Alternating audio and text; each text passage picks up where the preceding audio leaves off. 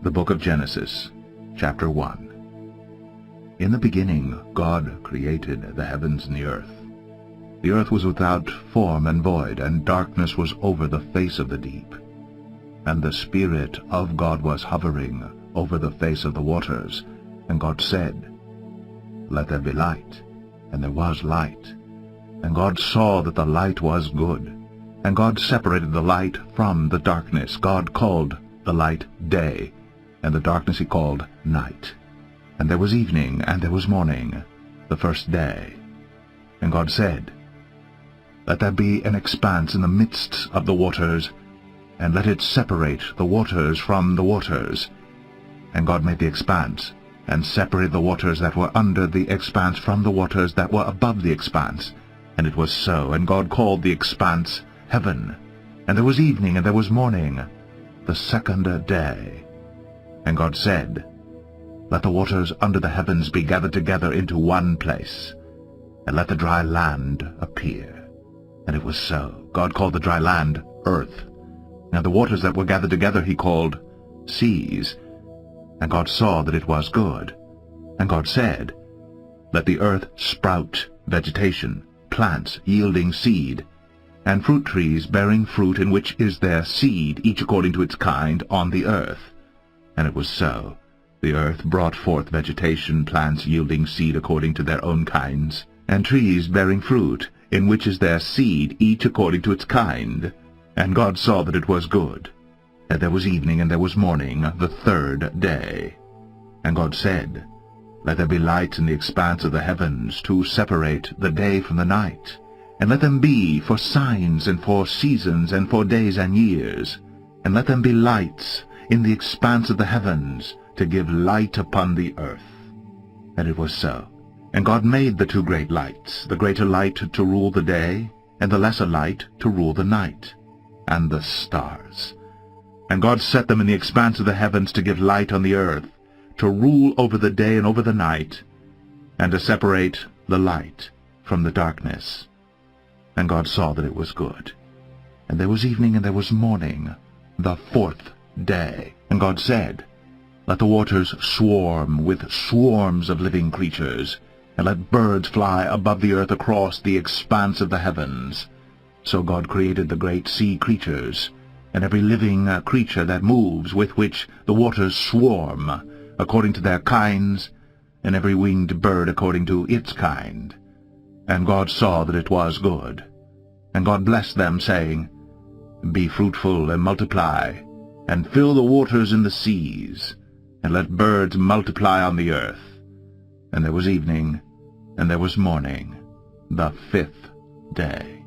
And God said, "Let the earth bring forth living creatures according to their kinds, livestock and creeping things, and beasts of the earth according to their kinds." And it was so. And God made the beasts of the earth according to their kinds, and the livestock according to their kinds, and everything that creeps on the ground according to its kind. And God saw that it was good. Then God said, "Let us make man in our image, after our likeness, and let them have dominion over the fish of the sea, and over the birds of the heavens, and over the livestock, and over all the earth, and over every creeping thing that creeps on the earth."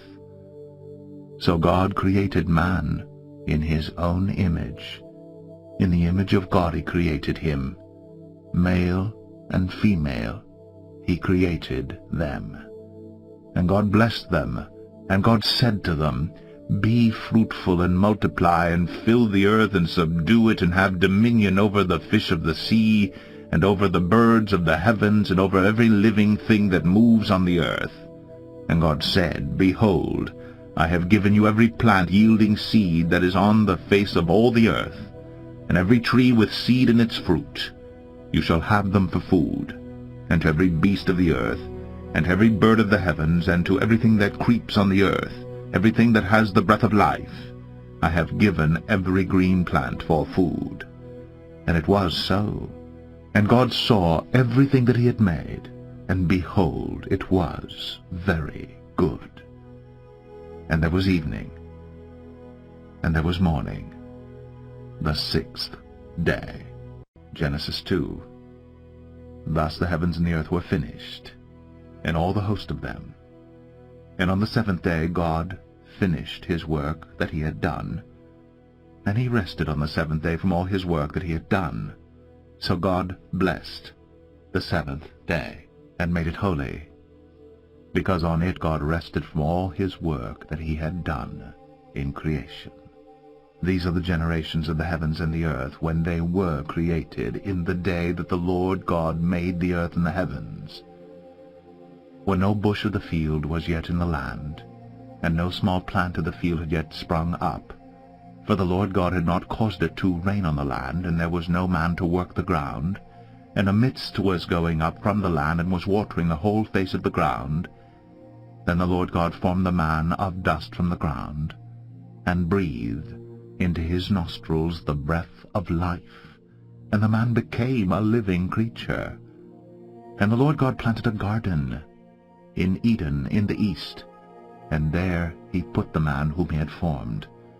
And out of the ground the Lord God made to spring up every tree that is pleasant to the sight, and good for food.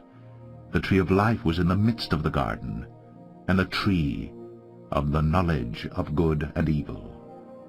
A river flowed out of Eden to water the garden, and there it divided and became 4 rivers. The name of the first is of Pishon. It is the one that flowed around the whole land of Havilah, where there is gold, and the gold of that land is good. Bdellium and onyx stone are there. The name of the second river is the Gihon. It is the one that flowed around the whole land of Cush. And the name of the third river is the Tigris, which flows east of Assyria. And the fourth river is the Euphrates. The Lord God took the man and put him in the Garden of Eden to work it and keep it. And the Lord God commanded the man, saying, You may surely eat of every tree of the garden, but of the tree of the knowledge of good and evil you shall not eat, for in the day that you eat of it you shall surely die. Then the Lord God said, It is not good that the man should be alone. I will make him a helper fit for him. So out of the ground the Lord God formed every beast of the field, and every bird of the heavens, and brought them to the man, to see what he would call them. And whatever the man called every living creature, that was its name. The man gave names to all livestock, and to the birds of the heavens, and to every beast of the field. But for Adam there was not found a helper fit for him. So the Lord God caused a deep sleep to fall upon the man, and while he slept, took one of his ribs and closed up its place with flesh. And the rib that the Lord God had taken from the man he made into a woman, and brought her to the man. Then the man said, This at last is bone of my bones, and flesh of my flesh. She shall be called woman, because she was taken out of man. Therefore a man shall leave his father and his mother, and hold fast to his wife, and they shall become one flesh. And the man and his wife were both naked, and were not ashamed. Genesis 3. Now the serpent was more crafty than any other beast of the field that the Lord God had made. He said to the woman, Did God actually say, You shall not eat of any tree in the garden? And the woman said to the serpent, We may eat of the fruit of the trees in the garden, but God said, You shall not eat of the fruit of the tree that is in the midst of the garden, neither shall you touch it, lest you die. But the serpent said to the woman, You will not surely die, for God knows that when you eat of it, your eyes will be opened, and you will be like God, knowing good and evil. So when the woman saw that the tree was good for food, and that it was a delight to the eyes, and that the tree was to be desired to make one wise, she took of its fruit and ate. And she also gave some to her husband who was with her, and he ate. Then the eyes of both were opened, and they knew that they were naked. And they sewed fig leaves together and made themselves loincloths. And they heard the sound of the Lord God walking in the garden in the cool of the day, and the man and his wife hid themselves from the presence of the Lord God among the trees of the garden. But the Lord God called to the man and said to him, "Where are you?" And he said, "I heard the sound of you in the garden, and I was afraid, because I was naked, and I hid myself." He said, "Who told you that you were naked? Have you eaten of the tree of which I commanded you not to eat?" The man said, "The woman, whom you gave to be with me, she gave me fruit of the tree, and I ate." Then the Lord God said to the woman, "What is this that you have done?" The woman said, "The serpent deceived me, and I ate." The Lord God said to the serpent, "Because you have done this, cursed are you above all livestock and above all beasts of the field. On your belly you shall go, and dust you shall eat all the days of your life. I will put enmity between you and the woman, and between your offspring and her offspring. He shall bruise your head, and you shall bruise his heel." To the woman he said, "I will surely multiply your pain in childbearing. In pain you shall bring forth children. Your desire shall be for your husband, and he shall rule over you." And to Adam he said, "Because you have listened to the voice of your wife, and have eaten of the tree of which I commanded you, you shall not eat of it. Cursed is the ground because of you. In pain you shall eat of it all the days of your life. Thorns and thistles it shall bring forth for you, and you shall eat the plants of the field. By the sweat of your face you shall eat bread, till you return to the ground. For out of it you were taken, for you are dust, and to dust you shall return." The man called his wife's name Eve, because she was the mother of all living. And the Lord God made for Adam and for his wife garments of skins, and clothed them. Then the Lord God said, "Behold, the man has become like one of us in knowing good and evil. Now, lest he reach out his hand and take also of the tree of life and eat, and live forever." Therefore the Lord God sent him out from the Garden of Eden to work the ground from which he was taken. He drove out the man, and at the east of the Garden of Eden he placed the cherubim, and a flaming sword that turned every way, to guard the way to the tree of life. Genesis 4. Now Adam knew Eve his wife, and she conceived and bore Cain, saying, "I have gotten a man with the help of the Lord." And again she bore his brother Abel. Now Abel was a keeper of sheep, and Cain a worker of the ground. In the course of time Cain brought to the Lord an offering of the fruit of the ground. And Abel also brought of the firstborn of his flock and of their fat portions. And the Lord had regard for Abel and his offering, but for Cain and his offering he had no regard. So Cain was very angry, and his face fell. The Lord said to Cain, "Why are you angry? And why has your face fallen? If you do well, will you not be accepted? And if you do not do well, sin is crouching at the door. Its desire is for you, but you must rule over it." Cain spoke to Abel, his brother. And when they were in the field, Cain rose up against his brother Abel and killed him. Then the Lord said to Cain, "Where is Abel your brother?"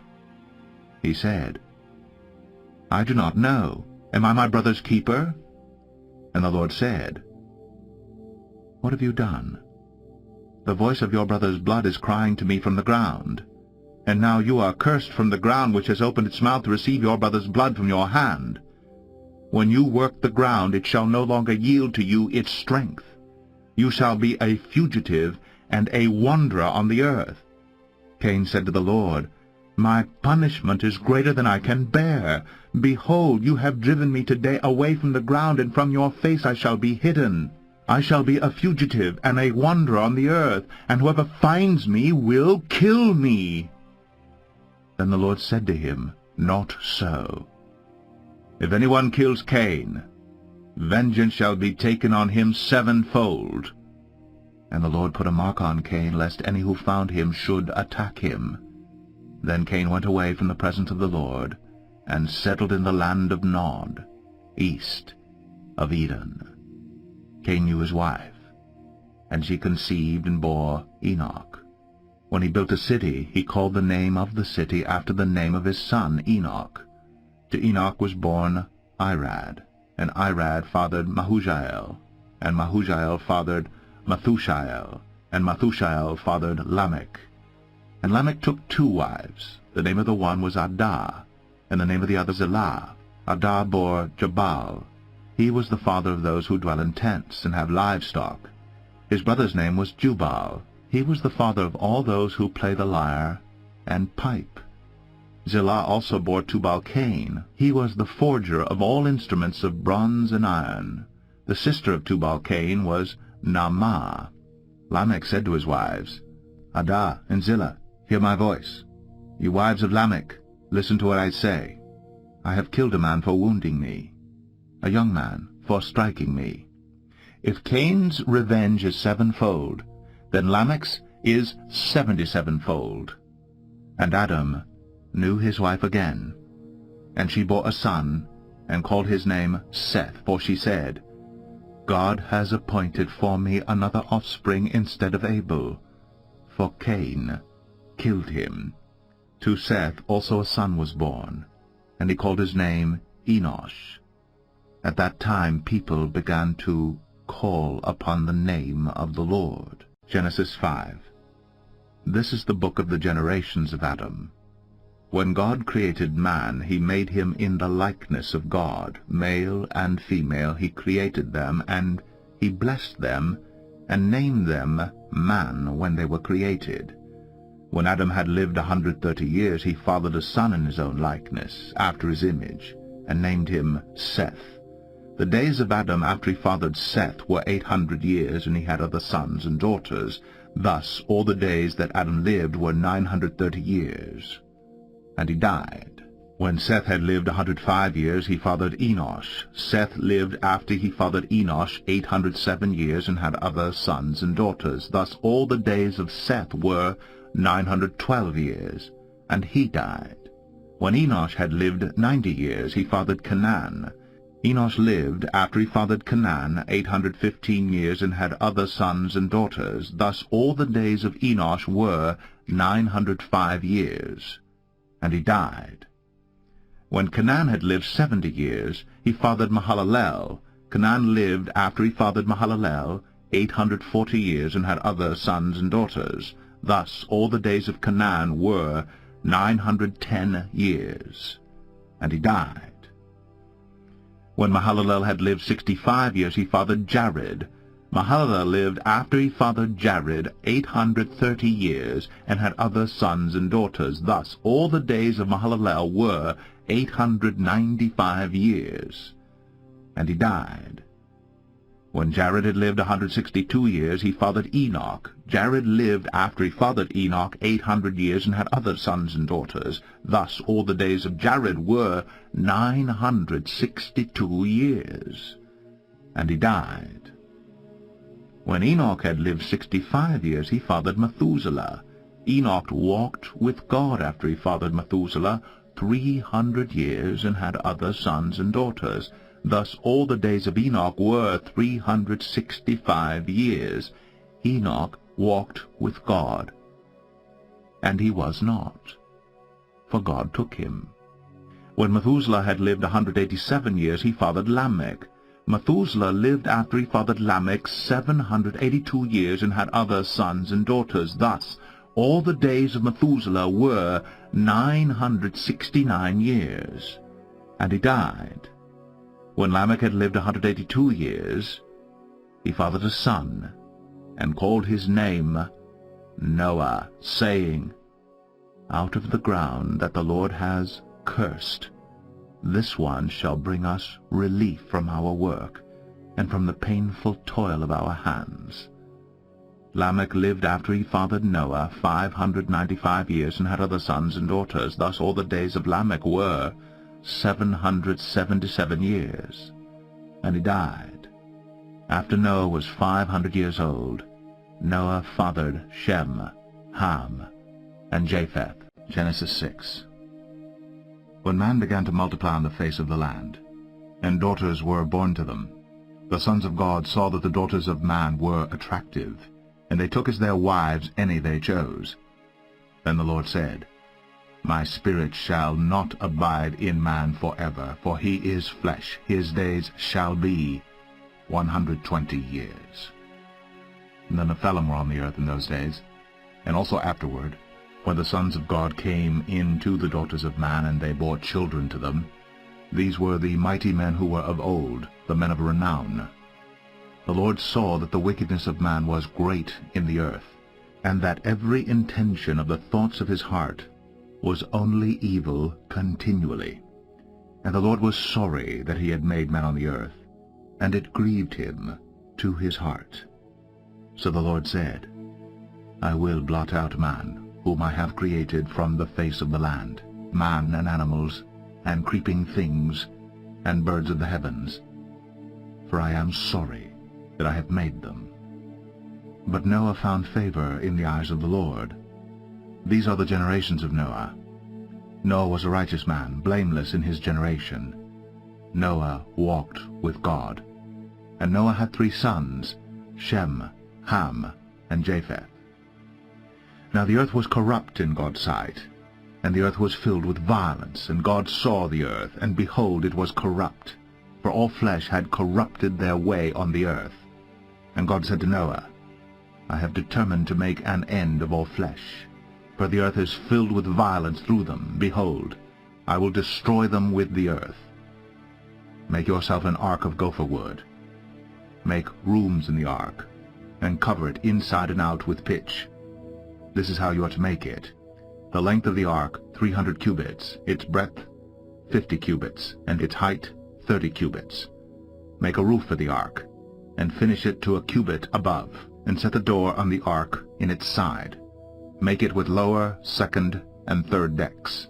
For behold, I will bring a flood of waters upon the earth to destroy all flesh, in which is the breath of life under heaven. Everything that is on the earth shall die.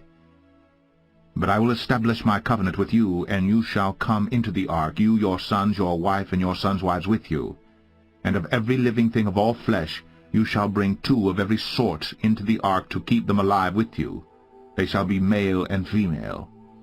Of the birds according to their kinds, and of the animals according to their kinds, of every creeping thing of the ground according to its kind, 2 of every sort shall come into you to keep them alive. Also take with you every sort of food that is eaten, and store it up. It shall serve as food for you and for them. Noah did this. He did all that God commanded him. Genesis 7. Then the Lord said to Noah, Go into the ark, you and all your household. For I have seen that you are righteous before me in this generation. Take with you 7 pairs of all clean animals, the male and its mate, and a pair of the animals that are not clean, the male and his mate, and 7 pairs of the birds of the heavens also, male and female, to keep their offspring alive on the face of all the earth. For in 7 days I will send rain on the earth 40 days and 40 nights, and every living thing that I have made I will blot out from the face of the ground. And Noah did all that the Lord had commanded him. Noah was 600 years old when the flood of waters came upon the earth. And Noah and his sons and his wife and his sons' wives with him went into the ark to escape the waters of the flood. Of clean animals, and of animals that are not clean, and of birds, and of everything that creeps on the ground, 2 and 2, male and female, went into the ark with Noah, as God had commanded Noah. And after 7 days, the waters of the flood came upon the earth. In the 600th year of Noah's life, in the 2nd month, on the 17th day of the month, on that day, all the fountains of the great deep burst forth, and the windows of the heavens were opened, and rain fell upon the earth 40 days and 40 nights. On the very same day Noah and his sons, Shem and Ham and Japheth, and Noah's wife, and the 3 wives of his sons with them, entered the ark. They and every beast according to its kind, and all the livestock according to their kinds, and every creeping thing that creeps on the earth according to its kind, and every bird according to its kind, every winged creature. They went into the ark with Noah, 2 and 2 of all flesh, in which there was the breath of life. And those that entered, male and female of all flesh, went in, as God had commanded him, and the Lord shut him in. The flood continued 40 days on the earth. The waters increased and bore up the ark, and it rose high above the earth. The waters prevailed and increased greatly on the earth, and the ark floated on the face of the waters. And the waters prevailed so mightily on the earth, that all the high mountains under the whole heaven were covered. The waters prevailed above the mountains, covering them 15 cubits deep. And all flesh died that moved on the earth, birds, livestock, beasts, all swarming creatures that swarm on the earth, and all mankind. Everything on the dry land, in whose nostrils was the breath of life, died. He blotted out every living thing that was on the face of the ground, man and animals and creeping things and birds of the heavens. They were blotted out from the earth. Only Noah was left, and those who were with him in the ark. And the waters prevailed on the earth 150 days. Genesis 8. But God remembered Noah, and all the beasts, and all the livestock that were with him in the ark. And God made a wind to blow over the earth, and the waters subsided. The fountains of the deep and the windows of the heavens were closed. The rain from the heavens was restrained, and the waters receded from the earth continually. At the end of 150 days the waters had abated, and in the 7th month, on the 17th day of the month, the ark came to rest on the mountains of Ararat, and the waters continued to abate until the 10th month. In the 10th month, on the 1st day of the month, the tops of the mountains were seen. At the end of 40 days, Noah opened the window of the ark that he had made, and sent forth a raven. It went to and fro until the waters were dried up from the earth. Then he sent forth a dove from him, to see if the waters had subsided from the face of the ground. But the dove found no place to set her foot. And she returned to him to the ark, for the waters were still on the face of the whole earth. So he put out his hand, and took her, and brought her into the ark with him. He waited another 7 days, and again he sent forth the dove out of the ark. And the dove came back to him in the evening, and behold, in her mouth was a freshly plucked olive leaf. So Noah knew that the waters had subsided from the earth. Then he waited another 7 days, and sent forth the dove, and she did not return to him any more. In the 601st year, in the 1st month, the 1st day of the month, the waters were dried from off the earth. And Noah removed the covering of the ark, and looked, and behold, the face of the ground was dry. In the 2nd month, on the 27th day of the month, the earth had dried out. Then God said to Noah, Go out from the ark, you and your wife, and your sons wives with you. Bring out with you every living thing that is with you of all flesh, birds and animals, and every creeping thing that creeps on the earth, that they may swarm on the earth, and be fruitful, and multiply on the earth.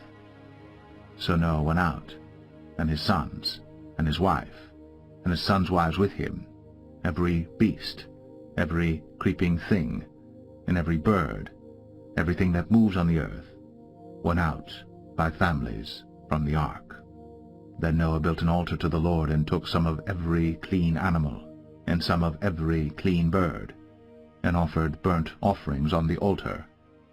And when the Lord smelled the pleasing aroma, the Lord said in his heart, I will never again curse the ground because of man. For the intention of man's heart is evil from his youth. Neither will I ever again strike down every living creature, as I have done, while the earth remains. Seed time and harvest, cold and heat, summer and winter, day and night, shall not cease. Genesis 9. And God blessed Noah and his sons, and said to them, Be fruitful, and multiply, and fill the earth. The fear of you and the dread of you shall be upon every beast of the earth, and upon every bird of the heavens, upon everything that creeps on the ground, and all the fish of the sea. Into your hand they are delivered. Every moving thing that lives shall be food for you. And as I gave you the green plants, I give you everything. But you shall not eat flesh with its life, that is, its blood. And for your lifeblood I will require a reckoning. From every beast I will require it, and from man. From his fellow man I will require a reckoning for the life of man.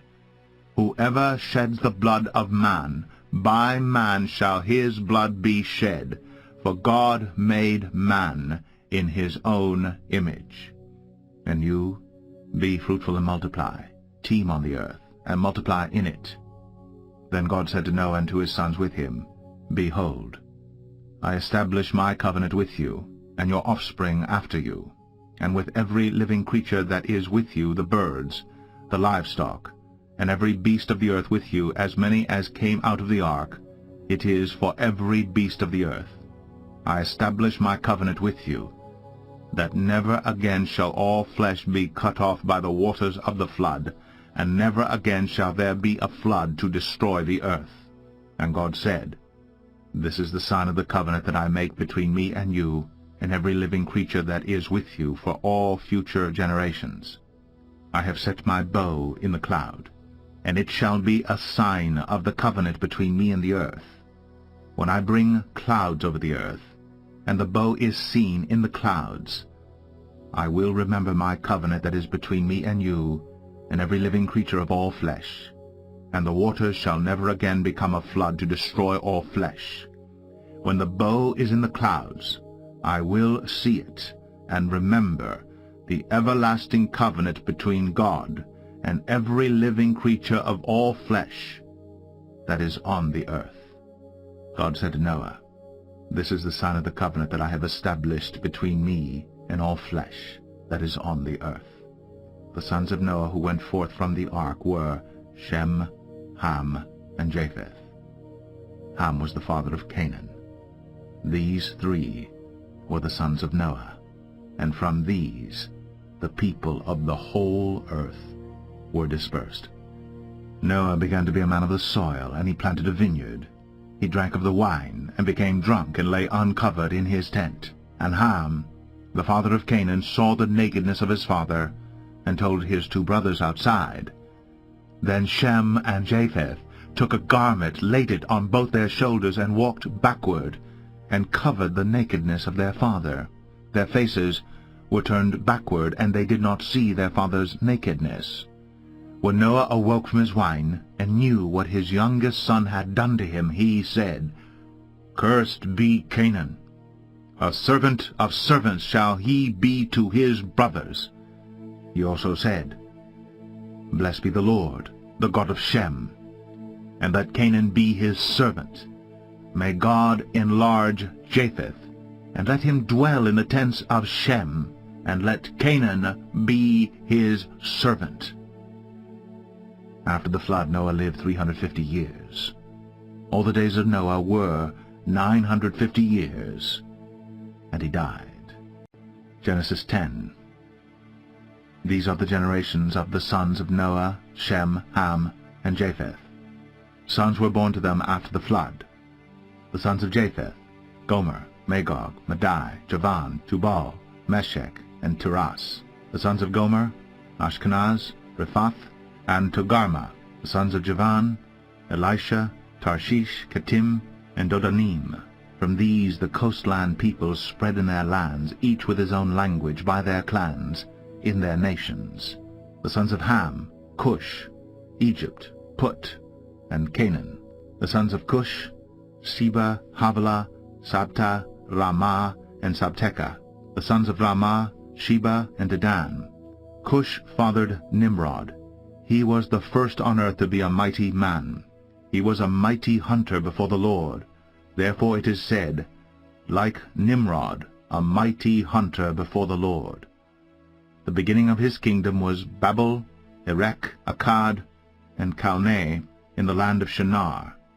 From that land he went into Assyria, and built Nineveh, Rehoboth-ir, Calah, and Resen, between Nineveh and Calah, that is, the great city. Egypt fathered Ludim, Anamim, Lehabim, Naphtuhim, Pathrusim, Kaluhim, from whom the Philistines came, and Caphtorim. Canaan fathered Sidon, his firstborn, and Heth. And the Jebusites, the Amorites, the Girgashites, the Hivites, the Archites, the Sinites, the Arvadites, the Zemarites, and the Hamathites. Afterward the clans of the Canaanites dispersed, and the territory of the Canaanites extended from Sidon in the direction of Gerar as far as Gaza, and in the direction of Sodom, Gomorrah, Admah, and Zeboim as far as Lasha. These are the sons of Ham, by their clans, their languages, their lands, and their nations. To Shem also, the father of all the children of Eber, the elder brother of Japheth, children were born. The sons of Shem, Elam, Ashur, Arpachshad, Lud, and Aram. The sons of Aram, Uz, Hul, Gether, and Mash. Arpachshad fathered Shelah, and Shelah fathered Eber. To Eber were born 2 sons. The name of one was Peleg, for in his days the earth was divided, and his brother's name was Joktan. Joktan fathered Almadad, Shelef, Hazarmaveth, Gerar, Hadoram, Uzal, Diklah, Obal, Abimael, Sheba, Ophir, Havilah, and Jobab. All these were the sons of Joktan. The territory in which they lived extended from Mesha in the direction of Sephar to the hill country of the east. These are the sons of Shem, by their clans, their languages, their lands, and their nations. These are the clans of the sons of Noah, according to their genealogies in their nations, and from these the nations spread abroad on the earth after the flood. Genesis 11. Now the whole earth had one language, and the same words. And as people migrated from the east, they found a plain in the land of Shinar, and settled there. And they said to one another, Come, let us make bricks, and burn them thoroughly. And they had bricks for stone, and bitumen for mortar. Then they said, Come, let us build ourselves a city, and a tower with its top in the heavens. And let us make a name for ourselves, lest we be dispersed over the face of the whole earth. And the Lord came down to see the city and the tower which the children of man had built. And the Lord said, Behold, they are one people, and they have all one language, and this is only the beginning of what they will do. And nothing that they propose to do will now be impossible for them. Come, let us go down and there confuse their language, so that they may not understand one another's speech. So the Lord dispersed them from there over the face of all the earth, and they left off building the city. Therefore its name was called Babel, because there the Lord confused the language of all the earth. And from there the Lord dispersed them over the face of all the earth. These are the generations of Shem. When Shem was 100 years old, he fathered Arpachshad, 2 years after the flood, and Shem lived after he fathered Arpachshad 500 years, and had other sons and daughters. When Arpachshad had lived 35 years, he fathered Shelah, and Arpachshad lived after he fathered Shelah 403 years, and had other sons and daughters. When Shelah had lived 30 years, he fathered Eber, and Shelah lived after he fathered Eber 403 years, and had other sons and daughters. When Eber had lived 34 years, he fathered Peleg, and Eber lived after he fathered Peleg 430 years, and had other sons and daughters. When Peleg had lived 30 years, he fathered Reu, and Peleg lived after he fathered Reu 209 years, and had other sons and daughters. When Reu had lived 32 years, he fathered Serug, and Reu lived after he fathered Serug 207 years, and had other sons and daughters. When Serug had lived 30 years, he fathered Nahor, and Serug lived after he fathered Nahor 200 years, and had other sons and daughters. When Nahor had lived 29 years, he fathered Terah, and Nahor lived after he fathered Terah 119 years, and had other sons and daughters. When Terah had lived 70 years, he fathered Abram, Nahor, and Haran. Now these are the generations of Terah. Terah fathered Abram, Nahor, and Haran, and Haran fathered Lot. Haran died in the presence of his father Terah in the land of his kindred, in Ur of the Chaldeans. And Abram and Nahor took wives. The name of Abram's wife was Sarai, and the name of Nahor's wife Milcah, the daughter of Haran, the father of Milcah and Iscah. Now Sarai was barren. She had no child. Terah took Abram his son, and Lot the son of Haran his grandson, and Sarai his daughter-in-law, his son Abram's wife. And they went forth together from Ur of the Chaldeans to go into the land of Canaan. But when they came to Haran, they settled there. The days of Terah were 205 years, and Terah died in Haran. Genesis 12.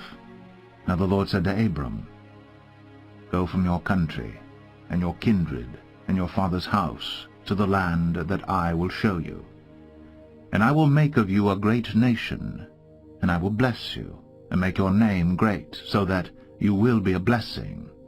I will bless those who bless you, and him who dishonors you I will curse, and in you all the families of the earth shall be blessed. So Abram went, as the Lord had told him, and Lot went with him. Abram was 75 years old when he departed from Haran. And Abram took Sarai his wife, and Lot his brother's son, and all their possessions that they had gathered, and the people that they had acquired in Haran, and they set out to go to the land of Canaan. When they came to the land of Canaan, Abram passed through the land to the place at Shechem, to the oak of Moreh. At that time the Canaanites were in the land. Then the Lord appeared to Abram and said, To your offspring I will give this land. So he built there an altar to the Lord, who had appeared to him. From there he moved to the hill country on the east of Bethel, and pitched his tent with Bethel on the west, and Ai on the east. And there he built an altar to the Lord, and called upon the name of the Lord. And Abram journeyed on, still going toward the Negeb. Now there was a famine in the land. So Abram went down to Egypt to sojourn there, for the famine was severe in the land. When he was about to enter Egypt, he said to Sarai his wife, I know that you are a woman beautiful in appearance, and when the Egyptians see you, they will say, This is his wife. Then they will kill me, but they will let you live. Say you are my sister, that it may go well with me because of you, and that my life may be spared for your sake. When Abram entered Egypt, the Egyptians saw that the woman was very beautiful. And when the princes of Pharaoh saw her, they praised her to Pharaoh, and the woman was taken into Pharaoh's house. And for her sake he dealt well with Abram, and he had sheep, oxen, male donkeys, male servants, female donkeys, and camels. But the Lord afflicted Pharaoh and his house with great plagues because of Sarai, Abram's wife. So Pharaoh called Abram and said, What is this you have done to me? Why did you not tell me that she was your wife? Why did you say, She is my sister, so that I took her for my wife? Now then, here is your wife. Take her and go.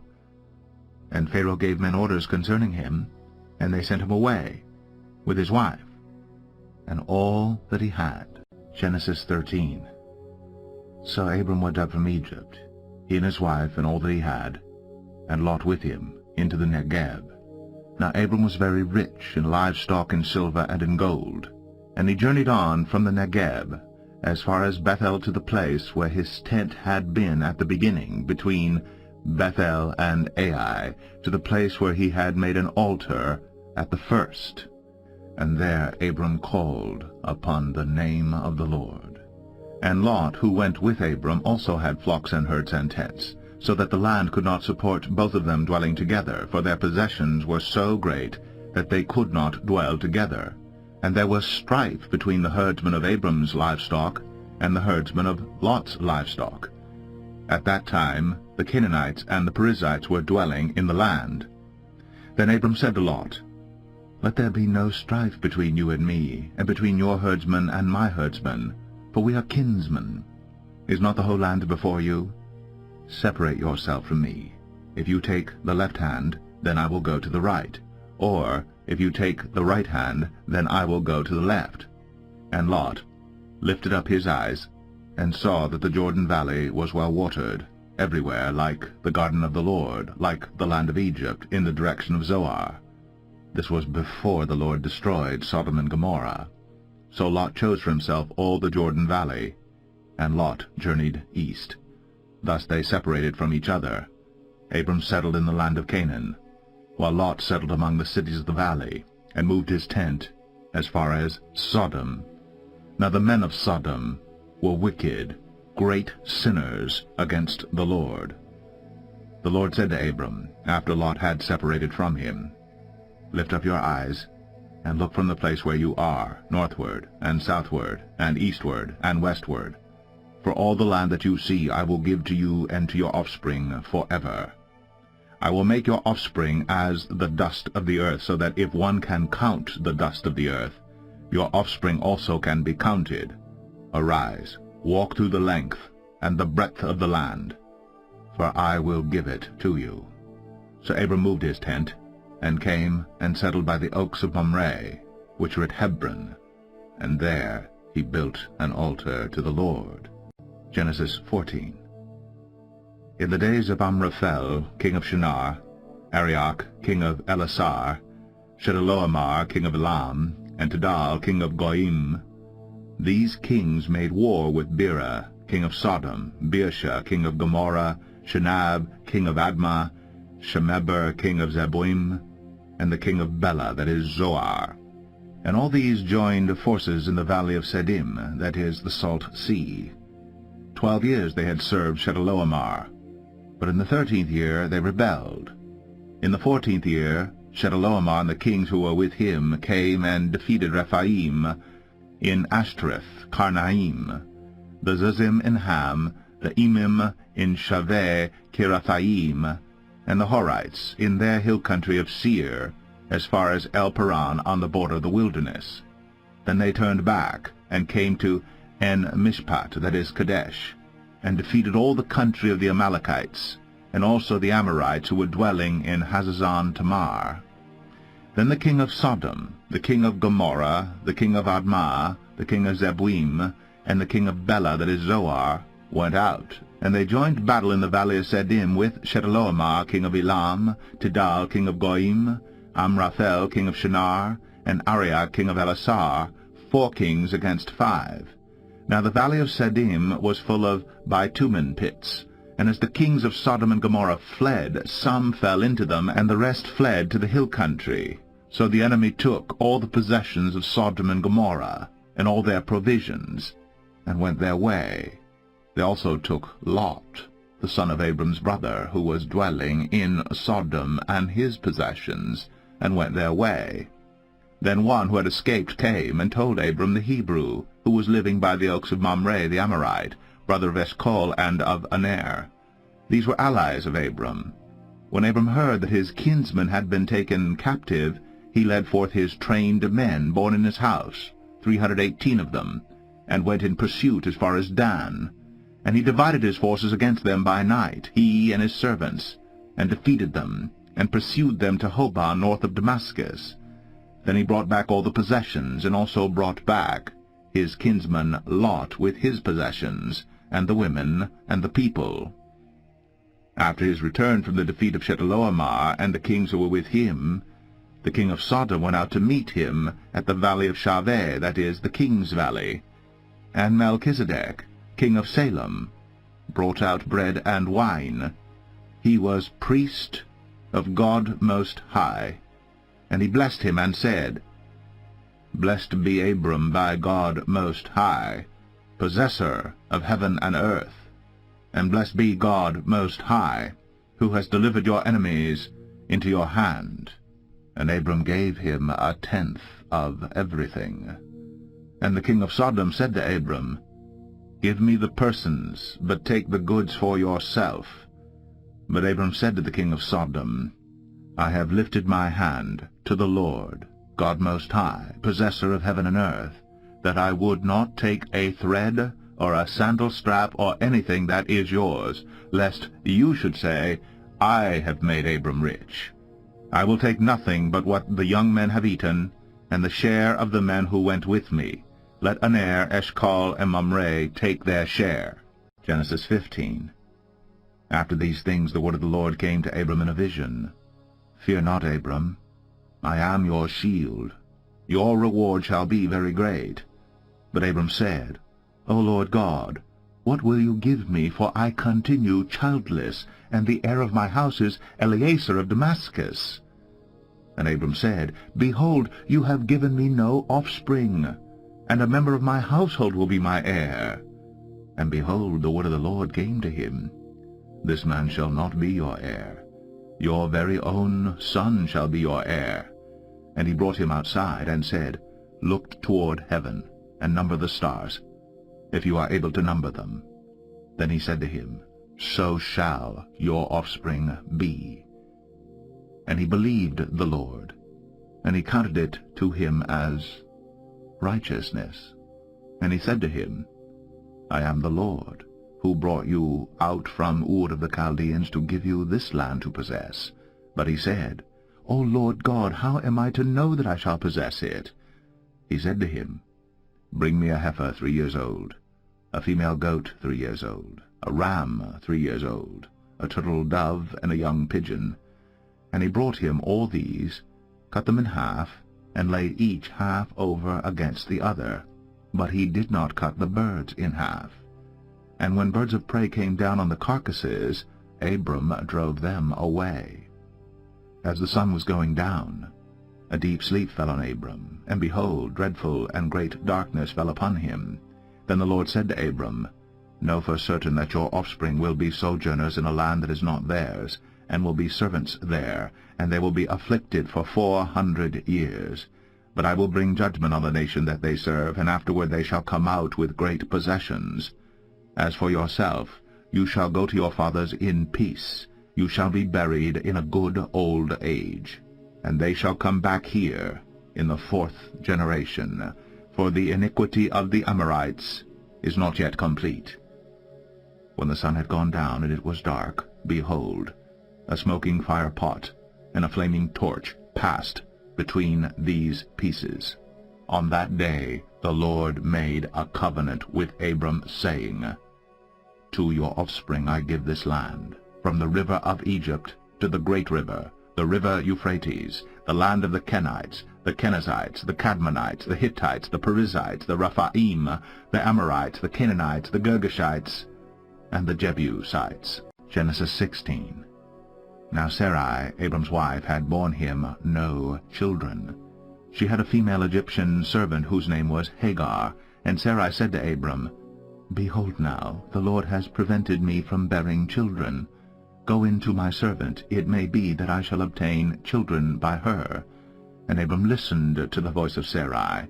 So after Abram had lived 10 years in the land of Canaan, Sarai, Abram's wife, took Hagar the Egyptian her servant, and gave her to Abram her husband as a wife. And he went in to Hagar, and she conceived. And when she saw that she had conceived, she looked with contempt on her mistress. And Sarai said to Abram, May the wrong done to me be on you. I gave my servant to your embrace, and when she saw that she had conceived, she looked on me with contempt. May the Lord judge between you and me. But Abram said to Sarai, Behold, your servant is in your power. Do to her as you please. Then Sarai dealt harshly with her, and she fled from her. The angel of the Lord found her by a spring of water in the wilderness, the spring on the way to Shur. And he said, Hagar, servant of Sarai, where have you come from, and where are you going? She said, I am fleeing from my mistress Sarai. The angel of the Lord said to her, Return to your mistress and submit to her. The angel of the Lord also said to her, I will surely multiply your offspring so that they cannot be numbered for multitude. And the angel of the Lord said to her, Behold, you are pregnant, and shall bear a son. You shall call his name Ishmael, because the Lord has listened to your affliction. He shall be a wild donkey of a man, his hand against every one, and every one's hand against him. And he shall dwell over against all his kinsmen. So she called the name of the Lord who spoke to her, You are a God of seeing. For she said, Truly, here I have seen him who looks after me. Therefore the well was called Be'er Lahai Roi. It lies between Kadesh and Bered. And Hagar bore Abram a son, and Abram called the name of his son, whom Hagar bore, Ishmael. Abram was 86 years old when Hagar bore Ishmael to Abram. Genesis 17. When Abram was 99 years old, the Lord appeared to Abram and said to him, I am God Almighty. Walk before me and be blameless, that I may make my covenant between me and you, and may multiply you greatly. Then Abram fell on his face, and God said to him, Behold, my covenant is with you, and you shall be the father of a multitude of nations. No longer shall your name be called Abram, but your name shall be Abraham, for I have made you the father of a multitude of nations. I will make you exceedingly fruitful, and I will make you into nations, and kings shall come from you. And I will establish my covenant between me and you and your offspring after you throughout their generations for an everlasting covenant, to be God to you and to your offspring after you. And I will give to you and to your offspring after you the land of your sojournings, all the land of Canaan, for an everlasting possession, and I will be their God.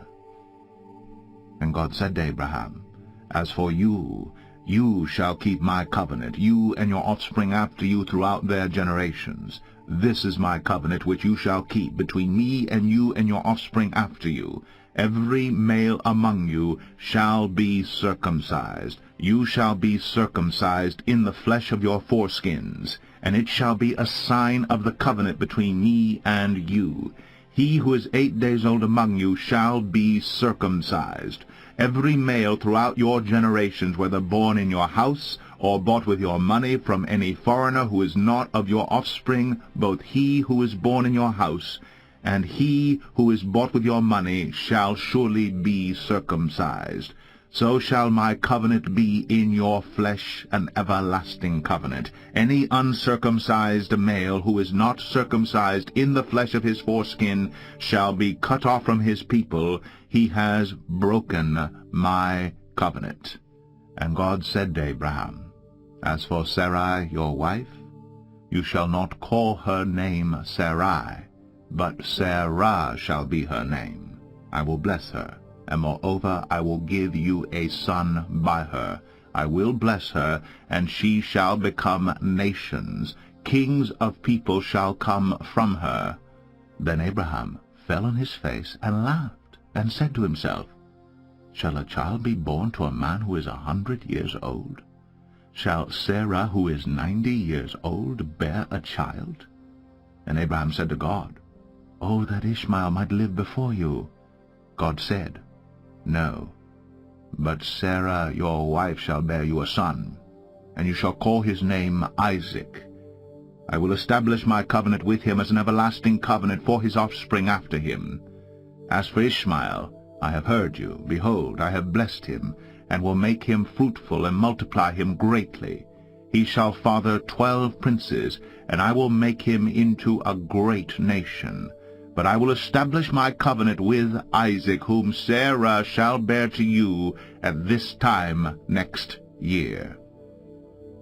When he had finished talking with him, God went up from Abraham. Then Abraham took Ishmael his son, and all those born in his house, or bought with his money, every male among the men of Abraham's house, and he circumcised the flesh of their foreskins that very day, as God had said to him. Abraham was 99 years old when he was circumcised in the flesh of his foreskin, and Ishmael his son was 13 years old when he was circumcised in the flesh of his foreskin. That very day Abraham and his son Ishmael were circumcised, and all the men of his house, those born in the house and those bought with money from a foreigner, were circumcised with him. Genesis 18. And the Lord appeared to him by the oaks of Mamre, as he sat at the door of his tent in the heat of the day. He lifted up his eyes and looked, and behold, 3 men were standing in front of him. When he saw them, he ran from the tent door to meet them, and bowed himself to the earth, and said, O Lord, If I have found favor in your sight, do not pass by your servant. Let a little water be brought, and wash your feet, and rest yourselves under the tree, while I bring a morsel of bread, that you may refresh yourselves, and after that you may pass on, since you have come to your servant. So they said, Do as you have said. And Abraham went quickly into the tent to Sarah, and said, Quick, 3 seahs of fine flour, knead it, and make cakes. And Abraham ran to the herd, and took a calf, tender and good, and gave it to a young man, who prepared it quickly. Then he took curds, and milk, and the calf that he had prepared, and set it before them. And he stood by them under the tree, while they ate. They said to him, Where is Sarah your wife? And he said, She is in the tent. The Lord said, I will surely return to you about this time next year, and Sarah your wife shall have a son. And Sarah was listening at the tent door behind him. Now Abraham and Sarah were old, advanced in years. The way of women had ceased to be with Sarah.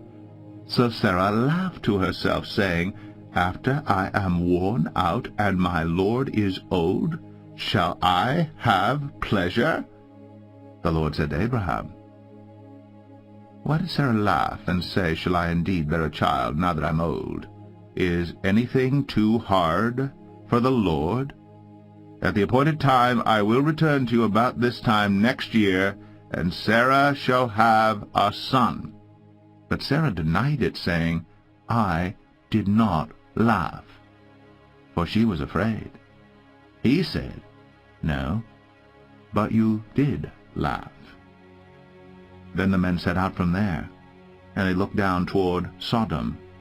And Abraham went with them to set them on their way. The Lord said, Shall I hide from Abraham what I am about to do, seeing that Abraham shall surely become a great and mighty nation, and all the nations of the earth shall be blessed in him? For I have chosen him, that he may command his children and his household after him, to keep the way of the Lord by doing righteousness and justice, so that the Lord may bring to Abraham what he has promised him.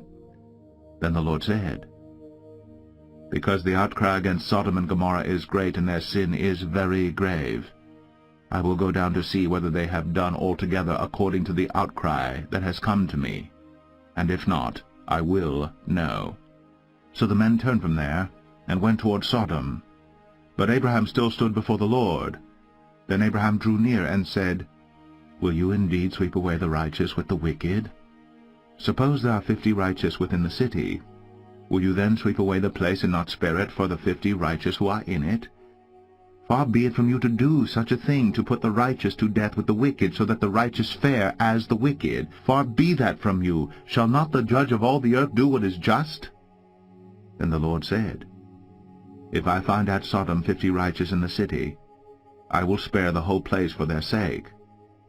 Abraham answered and said, Behold, I have undertaken to speak to the Lord, I, who am but dust and ashes. Suppose 5 of the 50 righteous are lacking. Will you destroy the whole city for lack of 5?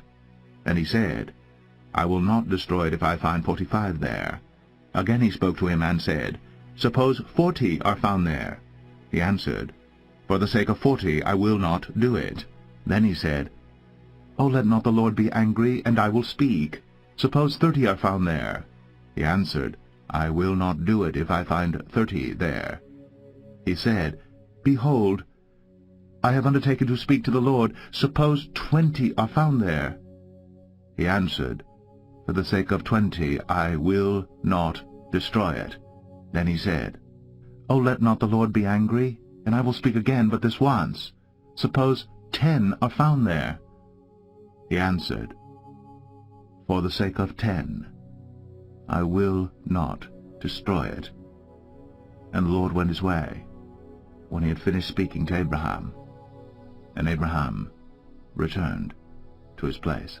Genesis 19. The 2 angels came to Sodom in the evening, and Lot was sitting in the gate of Sodom. When Lot saw them, he rose to meet them, and bowed himself with his face to the earth, and said, My lords, please turn aside to your servant's house, and spend the night and wash your feet. Then you may rise up early and go on your way. They said, No, "We will spend the night in the town square." But he pressed them strongly, so they turned aside to him and entered his house. And he made them a feast and baked unleavened bread, and they ate. But before they lay down, the men of the city, the men of Sodom, both young and old, all the people to the last man, surrounded the house. And they called to Lot, "Where are the men who came to you tonight? Bring them out to us, that we may know them." Lot went out to the men at the entrance, shut the door after him, and said, "I beg you, my brothers, do not act so wickedly. Behold, I have 2 daughters who have not known any man. Let me bring them out to you, and do to them as you please. Only do nothing to these men, for they have come under the shelter of my roof." But they said, "Stand back." And they said, "This fellow came to sojourn, and he has become the judge. Now we will deal worse with you than with them." Then they pressed hard against the man Lot, and drew near to break the door down. But the men reached out their hands, and brought Lot into the house with them, and shut the door. And they struck with blindness the men who were at the entrance of the house, both small and great, so that they wore themselves out, groping for the door. Then the men said to Lot, "Have you anyone else here, sons-in-law, sons, daughters, or anyone you have in the city? Bring them out of the place. For we are about to destroy this place, because the outcry against its people has become great before the Lord, and the Lord has sent us to destroy it." So Lot went out, and said to his sons-in-law, who were to marry his daughters, "Up, get out of this place, for the Lord is about to destroy the city." But he seemed to his sons-in-law to be jesting. As morning dawned, the angels urged Lot, saying, "Up, take your wife and your 2 daughters who are here, lest you be swept away in the punishment of the city."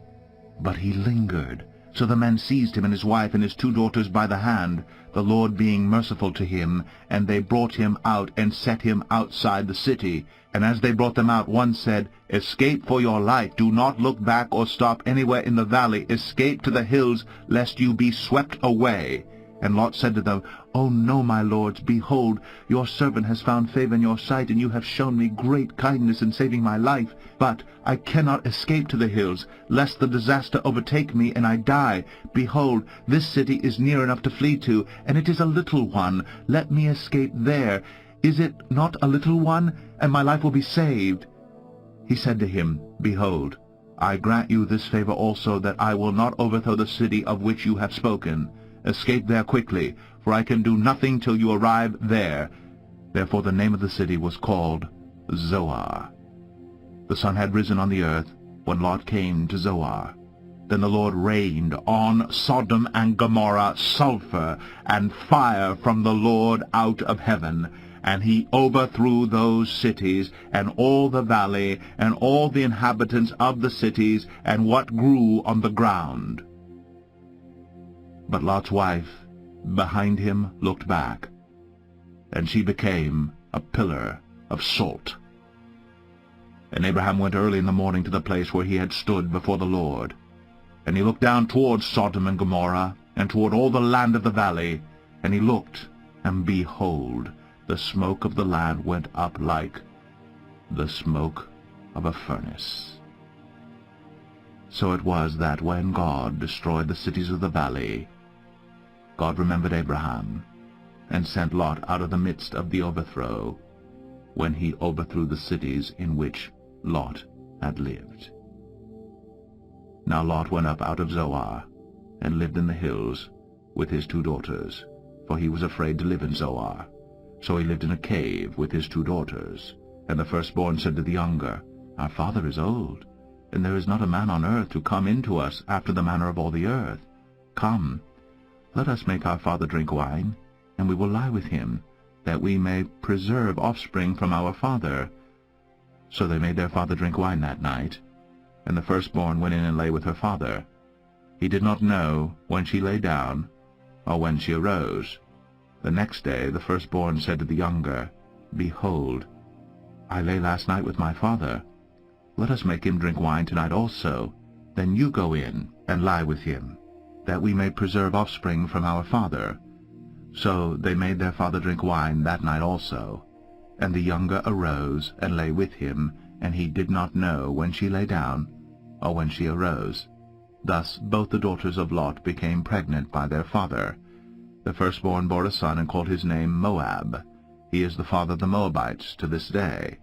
The younger also bore a son and called his name Ben-Ami. He is the father of the Ammonites to this day. Genesis 20. From there Abraham journeyed toward the territory of the Negev, and lived between Kadesh and Shur. And he sojourned in Gerar.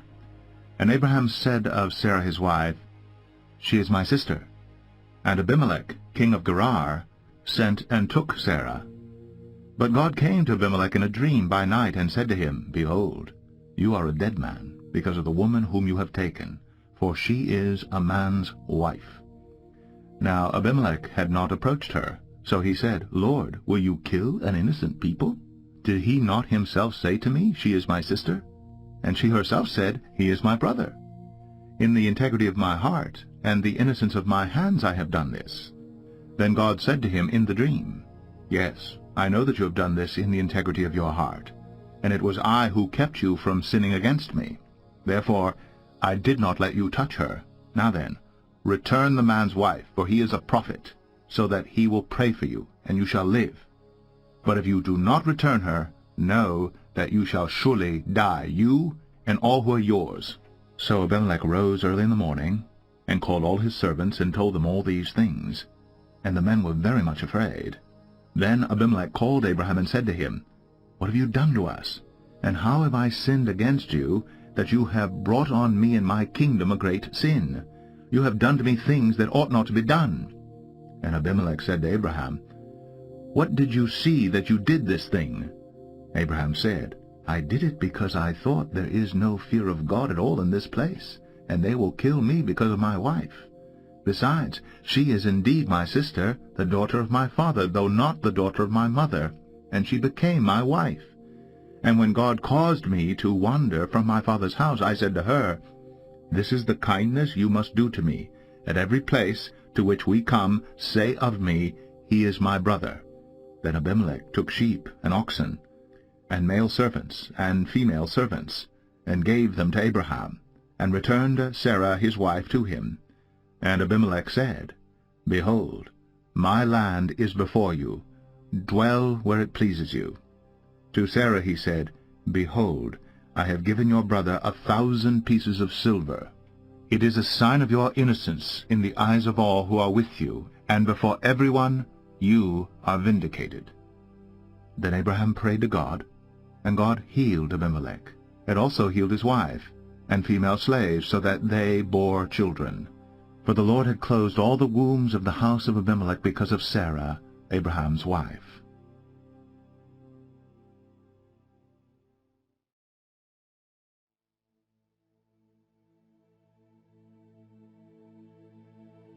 Genesis 21.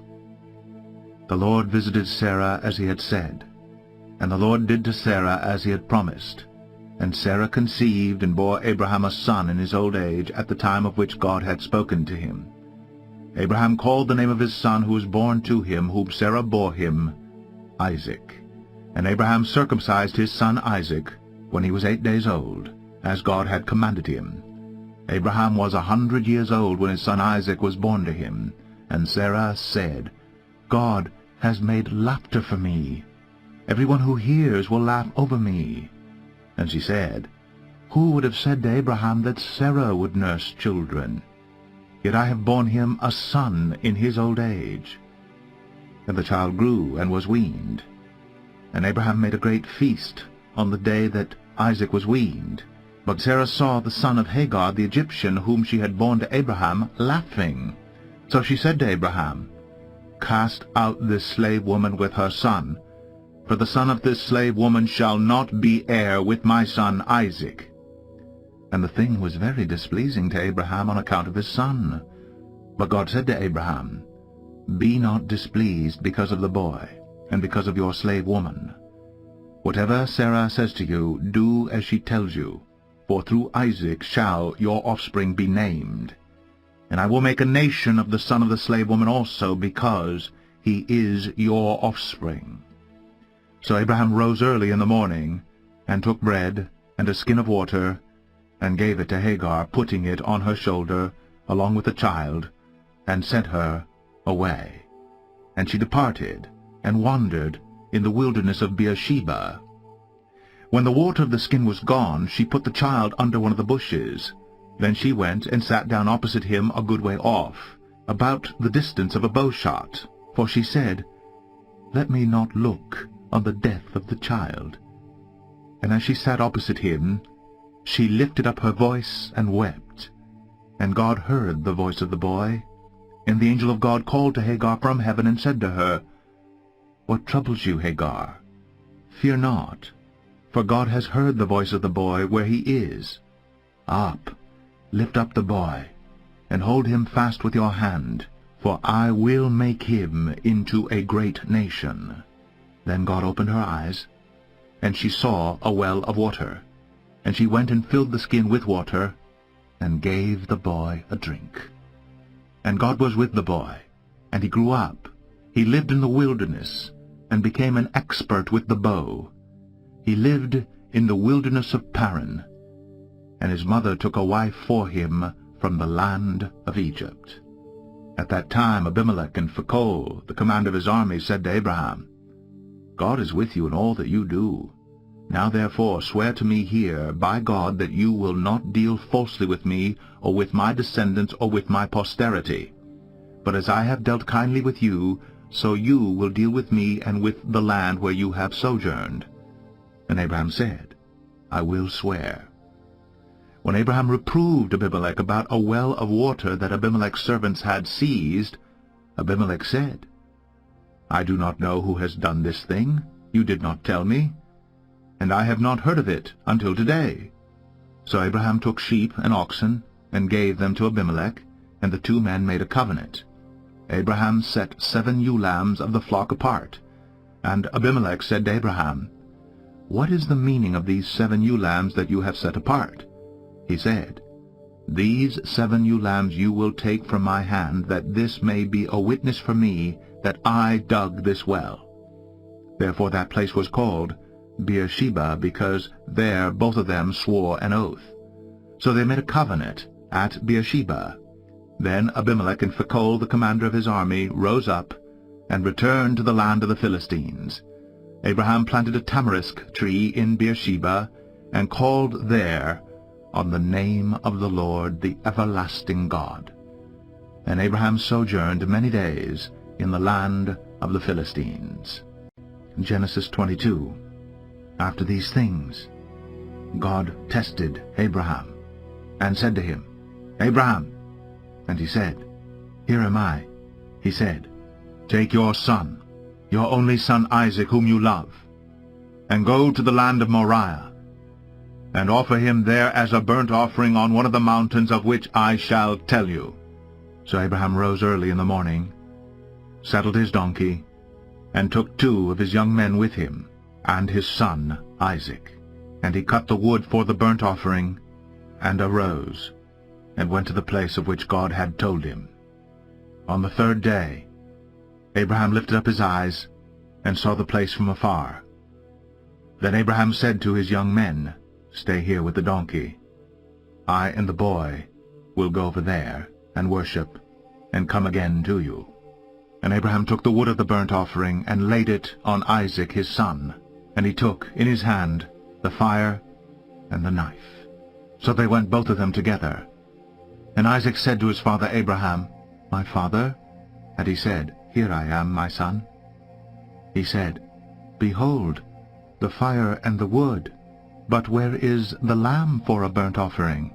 Abraham said, God will provide for himself the lamb for a burnt offering, my son. So they went both of them together.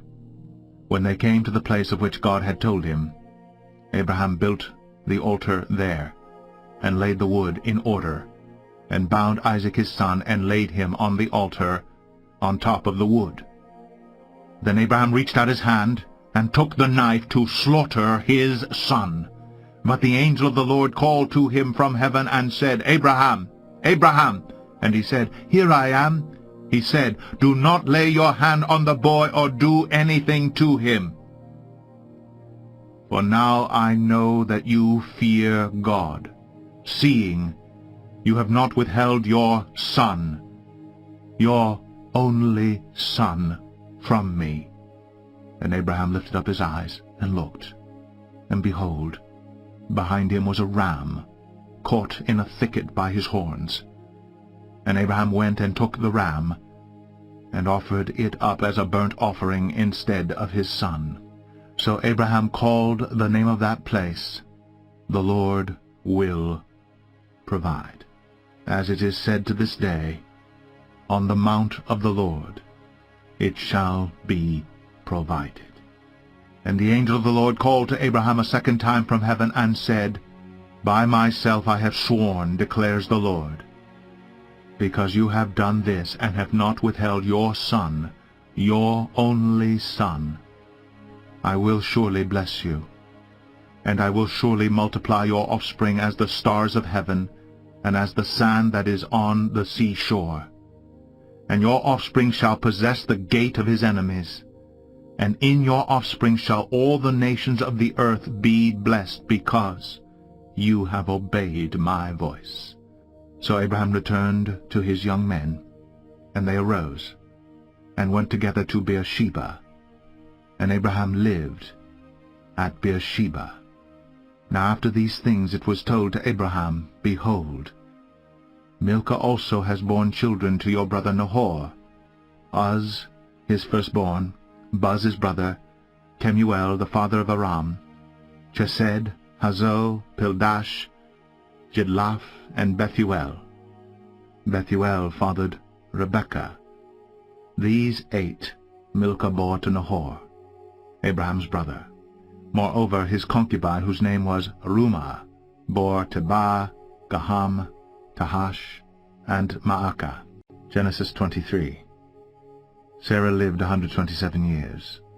These were the years of the life of Sarah.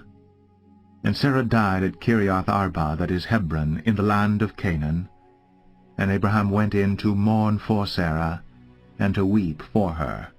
And Abraham rose up from before his dead, and said to the Hittites, "I am a sojourner and foreigner among you.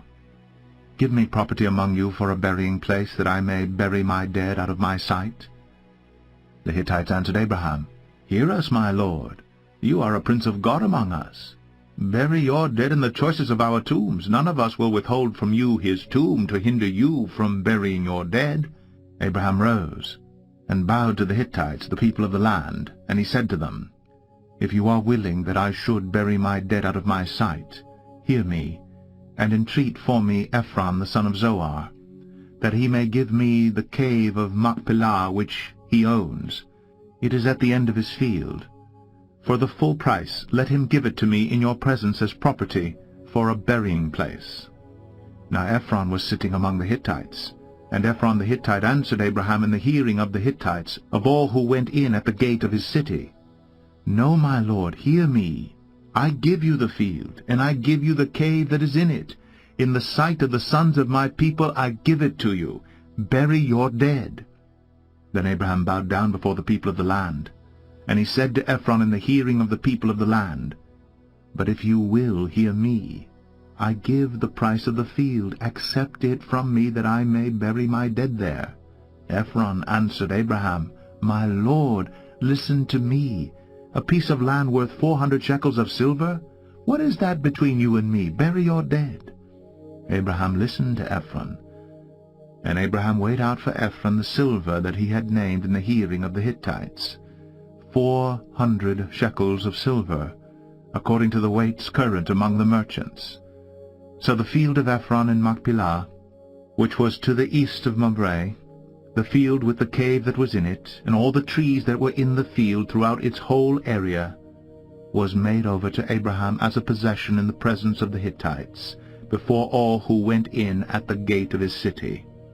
After this, Abraham buried Sarah his wife in the cave of the field of Machpelah east of Mamre, that is, Hebron, in the land of Canaan. The field and the cave that is in it were made over to Abraham as property for a burying place by the Hittites. Genesis 24. Now Abraham was old, well advanced in years. And the Lord had blessed Abraham in all things. And Abraham said to his servant, the oldest of his household, who had charge of all that he had, "Put your hand under my thigh, that I may make you swear by the Lord, the God of heaven and God of the earth, that you will not take a wife for my son from the daughters of the Canaanites among whom I dwell, but will go to my country and to my kindred, and take a wife for my son Isaac." The servant said to him, "Perhaps the woman may not be willing to follow me to this land. Must I then take your son back to the land from which you came?" Abraham said to him, "See to it that you do not take my son back there. The Lord, the God of heaven, who took me from my father's house and from the land of my kindred, and who spoke to me and swore to me, 'To your offspring I will give this land,' he will send his angel before you, and you shall take a wife for my son from there. But if the woman is not willing to follow you, then you will be free from this oath of mine, only you must not take my son back there." So the servant put his hand under the thigh of Abraham his master, and swore to him concerning this matter. Then the servant took 10 of his master's camels and departed, taking all sorts of choice gifts from his master, and he arose and went to Mesopotamia, to the city of Nahor. And he made the camels kneel down outside the city by the well of water at the time of evening, the time when women go out to draw water. And he said, "O Lord, God of my master Abraham, please grant me success today and show steadfast love to my master Abraham. Behold, I am standing by the spring of water, and the daughters of the men of the city are coming out to draw water. Let the young woman to whom I shall say, 'Please, let down your jar that I may drink,' and who shall say, 'Drink, and I will water your camels,' let her be the one whom you have appointed for your servant Isaac. By this I shall know that you have shown steadfast love to my master."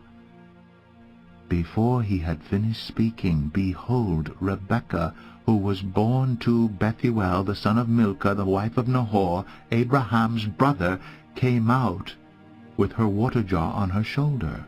The young woman was very attractive in appearance, a maiden, whom no man had known. She went down to the spring, and filled her jar, and came up. Then the servant ran to meet her, and said, "Please, give me a little water to drink from your jar." She said, "Drink, my lord." And she quickly let down her jar upon her hand, and gave him a drink. When she had finished giving him a drink, she said, "I will draw water for your camels also, until they have finished drinking." So she quickly emptied her jar into the trough, and ran again to the well to draw water. And she drew for all his camels. The man gazed at her in silence to learn whether the Lord had prospered his journey or not.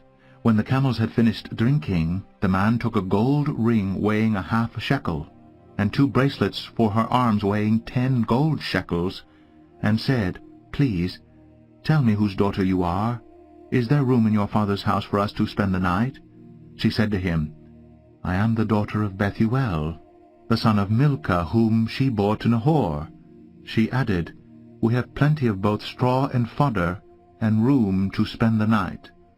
The man bowed his head and worshipped the Lord, and said, "Blessed be the Lord, the God of my master Abraham, who has not forsaken his steadfast love and his faithfulness toward my master.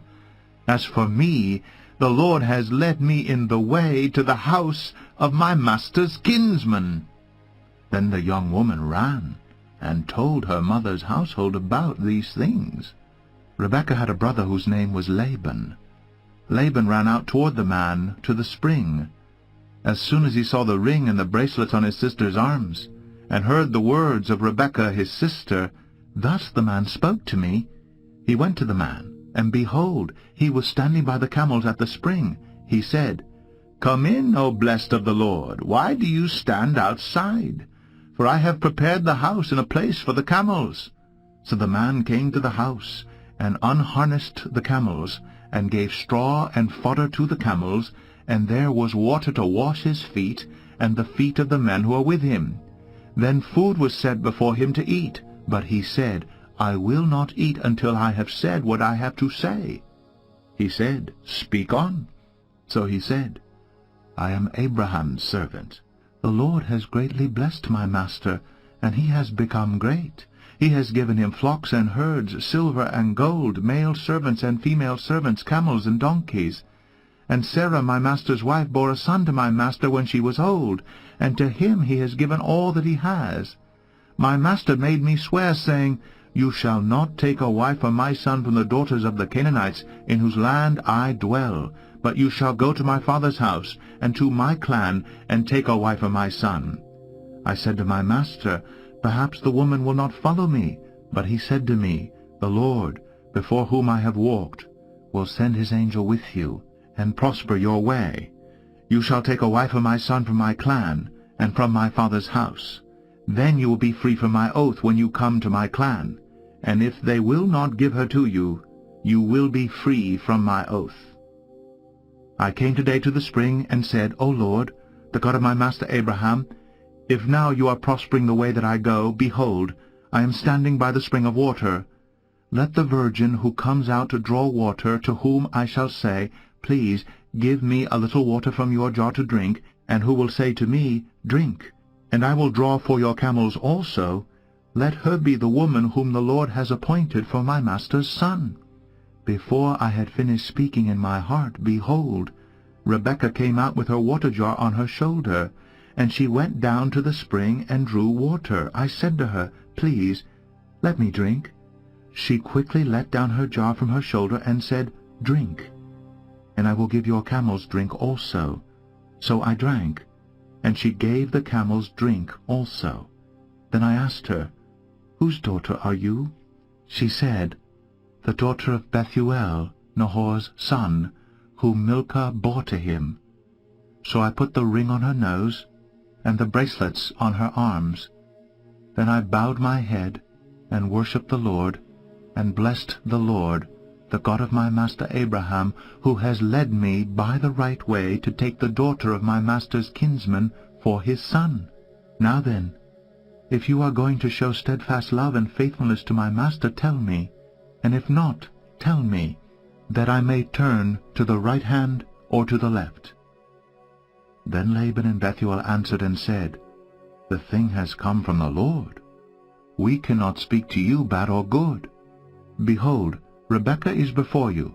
Take her and go, and let her be the wife of your master's son, as the Lord has spoken. When Abraham's servant heard their words, he bowed himself to the earth before the Lord. And the servant brought out jewelry of silver and of gold and garments, and gave them to Rebekah. He also gave to her brother and to her mother costly ornaments. And he and the men who were with him ate and drank, and they spent the night there. When they arose in the morning, he said, Send me away to my master. Her brother and her mother said, Let the young woman remain with us a while, at least 10 days. After that she may go. But he said to them, Do not delay me, since the Lord has prospered my way. Send me away that I may go to my master. They said, Let us call the young woman, and ask her. And they called Rebekah and said to her, Will you go with this man? She said, I will go. So they sent away Rebekah their sister and her nurse, and Abraham's servant and his men. And they blessed Rebekah and said to her, Our sister, may you become thousands of 10,000s, and may your offspring possess the gate of those who hate them. Then Rebekah and her young women arose and rode on the camels, and followed the man. Thus the servant took Rebekah and went his way. Now Isaac had returned from Beer-lahai-roi, and was dwelling in the Negeb. And Isaac went out to meditate in the field toward evening. And he lifted up his eyes and saw, and behold, there were camels coming. And Rebekah lifted up her eyes, and when she saw Isaac, she dismounted from the camel, and said to the servant, Who is that man walking in the field to meet us? The servant said, It is my master. So she took her veil and covered herself. And the servant told Isaac all the things that he had done. Then Isaac brought her into the tent of Sarah his mother, and took Rebekah, and she became his wife, and he loved her. So Isaac was comforted after his mother's death. Genesis 25. Abraham took another wife, whose name was Keturah. She bore him Zimran, Jokshan, Medan, Midian, Ishbak, and Shua. Jokshan fathered Sheba and Dedan. The sons of Dedan were Ashurim, Letushim, and Leumim. The sons of Midian were Ephah, Epher, Hanok, Abida, and Eldaah. All these were the children of Keturah. Abraham gave all he had to Isaac, but to the sons of his concubine Abraham gave gifts, and while he was still living he sent them away from his son Isaac eastward to the east country. These are the days of the years of Abraham's life, 175 years. Abraham breathed his last, and died in a good old age, an old man and full of years, and was gathered to his people. Isaac and Ishmael his sons buried him in the cave of Machpelah, in the field of Ephron the son of Zoar the Hittite, east of Mamre, the field that Abraham purchased from the Hittites. There Abraham was buried with Sarah his wife. After the death of Abraham, God blessed Isaac his son, and Isaac settled at Beer Lahai Roi. These are the generations of Ishmael, Abraham's son, whom Hagar the Egyptian, Sarah's servant, bore to Abraham. These are the names of the sons of Ishmael, named in the order of their birth: Nebaioth, the firstborn of Ishmael, and Kedar, Abiel, Mibsam, Mishma, Dumah, Massa, Hadad, Tema, Jetur, Naphish, and Kedemah. These are the sons of Ishmael, and these are their names, by their villages and by their encampments, 12 princes according to their tribes. These are the years of the life of Ishmael, 137 years. He breathed his last and died, and was gathered to his people. They settled from Havilah to Shur, which is opposite Egypt in the direction of Assyria. He settled over against all his kinsmen. These are the generations of Isaac, Abraham's son. Abraham fathered Isaac, and Isaac was 40 years old when he took Rebekah to be his wife, the daughter of Bethuel the Aramean of Padan Aram, the sister of Laban the Aramean. And Isaac prayed to the Lord for his wife, because she was barren, and the Lord granted his prayer, and Rebekah his wife conceived.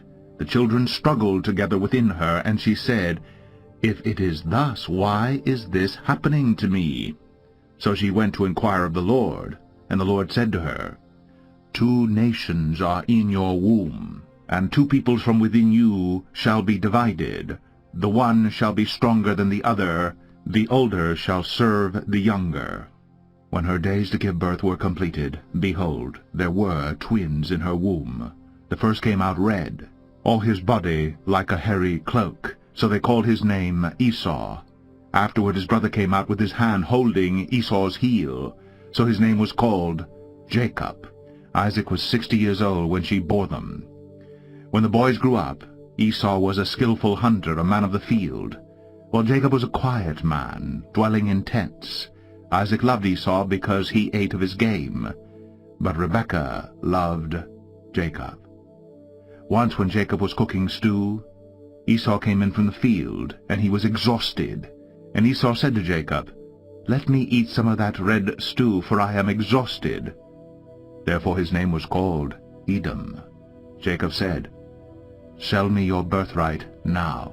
Esau said, "I am about to die. Of what use is a birthright to me?" Jacob said, "Swear to me now." So he swore to him and sold his birthright to Jacob. Then Jacob gave Esau bread and lentil stew, and he ate and drank and rose and went his way. Thus Esau despised his birthright. Genesis 26. Now there was a famine in the land, besides the former famine that was in the days of Abraham.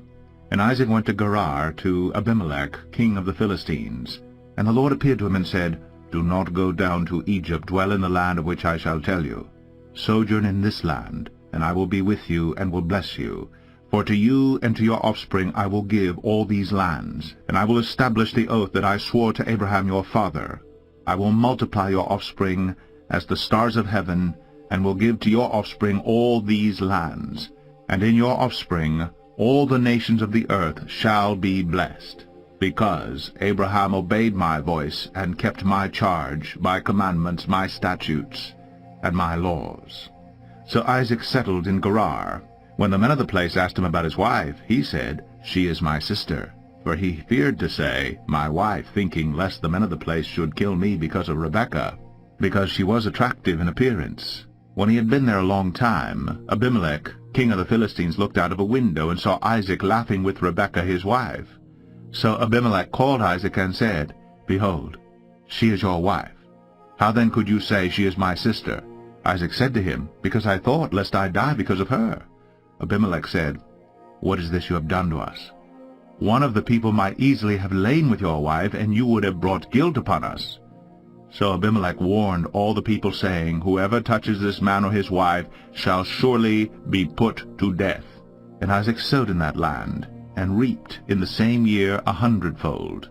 The Lord blessed him, and the man became rich, and gained more and more, until he became very wealthy.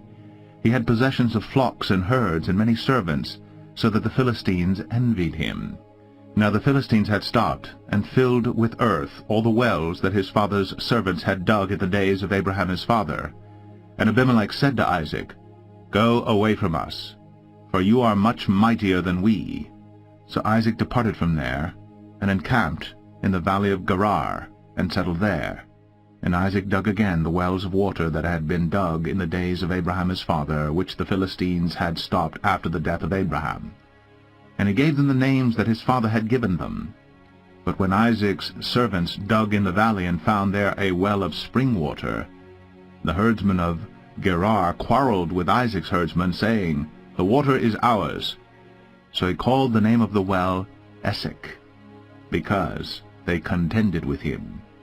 Then they dug another well, and they quarreled over that also. So he called its name Sitnah. And he moved from there, and dug another well, and they did not quarrel over it.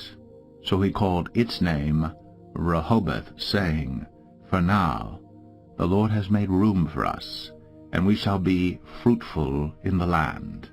From there he went up to Beersheba, and the Lord appeared to him the same night and said, I am the God of Abraham your father. Fear not, for I am with you, and will bless you, and multiply your offspring for my servant Abraham's sake. So he built an altar there, and called upon the name of the Lord, and pitched his tent there. And there Isaac's servants dug a well. When Abimelech went to him from Gerar with Ahuzzath his adviser, and Phicol the commander of his army, Isaac said to them, Why have you come to me, seeing that you hate me, and have sent me away from you? They said, We see plainly that the Lord has been with you. So we said, Let there be a sworn pact between us, between you and us, and let us make a covenant with you, that you will do us no harm, just as we have not touched you, and have done to you nothing but good, and have sent you away in peace. You are now the blessed of the Lord. So he made them a feast, and they ate and drank. In the morning they rose early, and exchanged oaths. And Isaac sent them on their way, and they departed from him in peace. That same day Isaac's servants came, and told him about the well that they had dug, and said to him, We have found water. He called it Sheba. Therefore the name of the city is Beersheba to this day. When Esau was 40 years old, he took Judith, the daughter of Beeri the Hittite, to be his wife, and Basemath, the daughter of Elon the Hittite. And they made life bitter for Isaac and Rebekah. Genesis 27. When Isaac was old, and his eyes were dim so that he could not see, he called Esau his older son and said to him, My son. And he answered, Here I am. He said, Behold, I am old. I do not know the day of my death. Now then, take your weapons, your quiver and your bow, and go out to the field and hunt game for me, and prepare for me delicious food, such as I love, and bring it to me so that I may eat. that my soul may bless you before I die." Now Rebekah was listening when Isaac spoke to his son Esau. So when Esau went to the field to hunt for game and bring it, Rebekah said to her son Jacob, "I heard your father speak to your brother Esau. Bring me game, and prepare for me delicious food, that I may eat it and bless you before the Lord before I die. Now therefore, my son, obey my voice as I command you. Go to the flock, and bring me 2 good young goats, so that I may prepare from them delicious food for your father, such as he loves. And you shall bring it to your father to eat, so that he may bless you before he dies." But Jacob said to Rebekah his mother, "Behold, my brother Esau is a hairy man, and I am a smooth man. Perhaps my father will feel me, and I shall seem to be mocking him and bring a curse upon myself and not a blessing." His mother said to him, "Let your curse be on me, my son. Only obey my voice, and go, bring them to me." So he went and took them and brought them to his mother. And his mother prepared delicious food, such as his father loved. Then Rebekah took the best garments of Esau, her older son, which were with her in the house, and put them on Jacob her younger son. And the skins of the young goats she put on his hands, and on the smooth part of his neck. And she put the delicious food and the bread which she had prepared into the hand of her son Jacob. So he went in to his father and said, "My father." And he said, "Here I am. Who are you, my son?" Jacob said to his father, "I am Esau, your firstborn. I have done as you told me. Now sit up and eat of my game, that your soul may bless me." But Isaac said to his son, "How is it that you have found it so quickly, my son?" He answered, "Because the Lord your God granted me success." Then Isaac said to Jacob, "Please, come near, that I may feel you, my son, to know whether you are really my son Esau or not." So Jacob went near to Isaac his father, who felt him and said, "The voice is Jacob's voice, but the hands are the hands of Esau."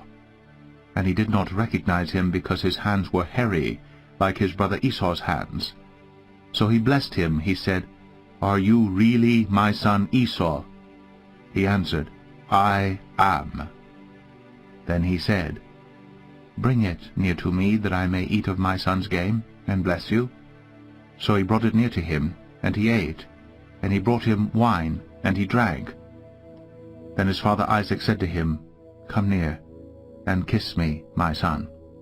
So he came near, and kissed him. And Isaac smelled the smell of his garments, and blessed him, and said, "See, the smell of my son is as the smell of a field that the Lord has blessed. May God give you of the dew of heaven, and of the fatness of the earth, and plenty of grain and wine. Let peoples serve you, and nations bow down to you. Be Lord over your brothers, and may your mother's sons bow down to you. Cursed be everyone who curses you, and blessed be everyone who blesses you." As soon as Isaac had finished blessing Jacob, when Jacob had scarcely gone out from the presence of Isaac his father, Esau his brother came in from his hunting. He also prepared delicious food, and brought it to his father. And he said to his father, "Let my father rise and eat of his son's game, that you may bless me." His father Isaac said to him, "Who are you?" He answered, "I am your son, your firstborn, Esau." Then Isaac trembled very violently, and said, "Who was it then that hunted game and brought it to me? And I ate it all before you came, and I have blessed him. Yes, and he shall be blessed." As soon as Esau heard the words of his father, he cried out with an exceedingly great and bitter cry, and said to his father, "Bless me, even me also, O my father." But he said, "Your brother came deceitfully, and he has taken away your blessing." Esau said, "Is he not rightly named Jacob? For he has cheated me these 2 times. He took away my birthright, and behold, now he has taken away my blessing." Then he said, "Have you not reserved a blessing for me?" Isaac answered and said to Esau, Behold, I have made him lord over you, and all his brothers. I have given to him for servants, and with grain and wine I have sustained him. What then can I do for you, my son?" Esau said to his father, "Have you but one blessing, my father? Bless me, even me also, O my father." And Esau lifted up his voice and wept. Then Isaac his father answered and said to him, "Behold, away from the fatness of the earth shall your dwelling be, and away from the dew of heaven on high. By your sword you shall live, and you shall serve your brother. But when you grow restless, you shall break his yoke from your neck." Now Esau hated Jacob because of the blessing with which his father had blessed him. And Esau said to himself, "The days of mourning for my father are approaching. Then I will kill my brother Jacob." But the words of Esau her older son were told to Rebekah. So she sent and called Jacob her younger son, and said to him, "Behold, your brother Esau comforts himself about you by planning to kill you. Now therefore, my son, obey my voice. Arise, flee to Laban my brother in Haran, and stay with him a while, until your brother's fury turns away, until your brother's anger turns away from you, and he forgets what you have done to him. Then I will send and bring you from there. Why should I be bereft of you both in one day?" Then Rebekah said to Isaac, "I loathe my life because of the Hittite women. If Jacob marries one of the Hittite women like these, one of the women of the land, what good will my life be to me?" Genesis 28. Then Isaac called Jacob, and blessed him, and directed him, "You must not take a wife from the Canaanite women. Arise, go to Padan Aram, to the house of Bethuel, your mother's father, and take as your wife from there one of the daughters of Laban, your mother's brother. God Almighty bless you, and make you fruitful, and multiply you, that you may become a company of peoples.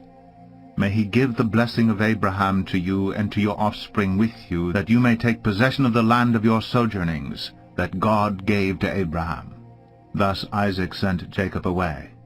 And he went to Padan Aram, to Laban the son of Bethuel the Aramean, the brother of Rebekah, Jacob's and Esau's mother.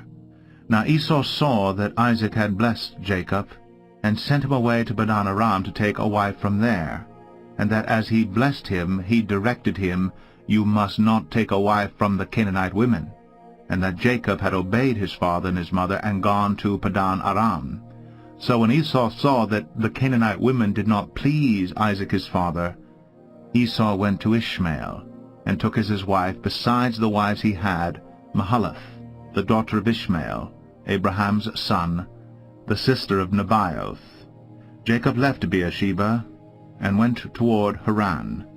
And he came to a certain place, and stayed there that night, because the sun had set.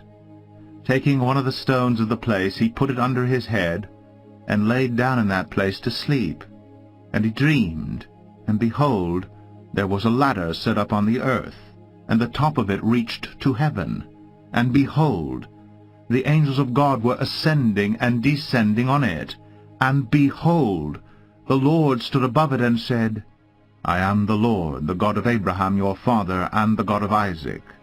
The land on which you lie I will give to you and to your offspring. Your offspring shall be like the dust of the earth, and you shall spread abroad to the west, and to the east, and to the north, and to the south. And in you and your offspring shall all the families of the earth be blessed. Behold, I am with you, and will keep you wherever you go, and will bring you back to this land. For I will not leave you until I have done what I have promised you." Then Jacob awoke from his sleep, and said, "Surely the Lord is in this place, and I did not know it." And he was afraid, and said, "How awesome is this place! This is none other than the house of God, and this is the gate of heaven." So early in the morning Jacob took the stone that he had put under his head, and set it up for a pillar, and poured oil on the top of it. He called the name of that place Bethel, but the name of the city was Luz at the first. Then Jacob made a vow, saying, If God will be with me, and will keep me in this way that I go, and will give me bread to eat and clothing to wear, so that I come again to my father's house in peace, then the Lord shall be my God, and this stone, which I have set up for a pillar, shall be God's house. And of all that you give me, I will give a full tenth to you. Genesis 29. Then Jacob went on his journey, and came to the land of the people of the east. As he looked, he saw a well in the field, and behold, 3 flocks of sheep lying beside it. For out of that well the flocks were watered. The stone on the well's mouth was large, and when all the flocks were gathered there, the shepherds would roll the stone from the mouth of the well and water the sheep, and put the stone back in its place over the mouth of the well. Jacob said to them, My brothers, where do you come from? They said, We are from Haran. He said to them, Do you know Laban the son of Nahor? They said, We know him. He said to them, Is it well with him? They said, It is well. And see, Rachel his daughter is coming with the sheep. He said, Behold, it is still high day. It is not time for the livestock to be gathered together. Water the sheep and go, pasture them. But they said, We cannot until all the flocks are gathered together and the stone is rolled from the mouth of the well. Then we water the sheep. While he was still speaking with them, Rachel came with her father's sheep, for she was a shepherdess. Now as soon as Jacob saw Rachel, the daughter of Laban his mother's brother, and the sheep of Laban his mother's brother, Jacob came near, and rolled the stone from the well's mouth, and watered the flock of Laban his mother's brother. Then Jacob kissed Rachel, and wept aloud. And Jacob told Rachel that he was her father's kinsman, and that he was Rebekah's son, and she ran and told her father. As soon as Laban heard the news about Jacob, his sister's son, he ran to meet him, and embraced him, and kissed him, and brought him to his house. Jacob told Laban all these things, and Laban said to him, Surely you are my bone and my flesh. And he stayed with him a month. Then Laban said to Jacob, Because you are my kinsman, should you therefore serve me for nothing? Tell me, what shall your wages be? Now Laban had 2 daughters. The name of the older was Leah, and the name of the younger was Rachel. Leah's eyes were weak, but Rachel was beautiful in form and appearance. Jacob loved Rachel, and he said, I will serve you 7 years for your younger daughter Rachel. Laban said, It is better that I give it to you than that I should give her to any other man. Stay with me. So Jacob served 7 years for Rachel, and they seemed to him but a few days because of the love he had for her. Then Jacob said to Laban, Give me my wife, that I may go in to her, for my time is completed. So Laban gathered together all the people of the place, and made a feast. But in the evening he took his daughter Leah, and brought her to Jacob, and he went in to her. Laban gave his female servant Zilpah to his daughter Leah to be her servant. And in the morning, behold, it was Leah. And Jacob said to Laban, What is this you have done to me? Did I not serve with you for Rachel? Why then have you deceived me? Laban said, It is not so done in our country to give the younger before the firstborn. Complete the week of this one, and we will give you the other also, in return for serving me another 7 years. Jacob did so, and completed her week. Then Laban gave him his daughter Rachel to be his wife. Laban gave his female servant Bilhah to his daughter Rachel to be her servant. So Jacob went in to Rachel also, and he loved Rachel more than Leah, and served Laban for another 7 years. When the Lord saw that Leah was hated, he opened her womb, but Rachel was barren. And Leah conceived and bore a son, and she called his name Reuben, for she said, Because the Lord has looked upon my affliction, for now my husband will love me. She conceived again and bore a son, and said, Because the Lord has heard that I am hated, he has given me this son also. And she called his name Simeon. Again she conceived and bore a son, and said, Now this time my husband will be attached to me, because I have borne him 3 sons. Therefore his name was called Levi. And she conceived again, and bore a son, and said, This time I will praise the Lord. Therefore she called his name Judah. Then she ceased bearing. Genesis 30. When Rachel saw that she bore Jacob no children, she envied her sister. She said to Jacob, Give me children, or I shall die. Jacob's anger was kindled against Rachel, and he said, Am I in the place of God, who has withheld from you the fruit of the womb? Then she said, Here is my servant Bilhah. Go into her, so that she may give birth on my behalf, that even I may have children through her. So she gave him her servant Bilhah as a wife, and Jacob went in to her. And Bilhah conceived, and bore Jacob a son. Then Rachel said, God has judged me, and has also heard my voice, and given me a son. Therefore she called his name Dan. Rachel's servant Bilhah conceived again, and bore Jacob a second son. Then Rachel said, With mighty wrestlings I have wrestled with my sister, and have prevailed. So she called his name Naphtali. When Leah saw that she had ceased bearing children, she took her servant Zilpah, and gave her to Jacob as a wife. Then Leah's servant Zilpah bore Jacob a son, and Leah said, Good fortune has come. So she called his name Gad.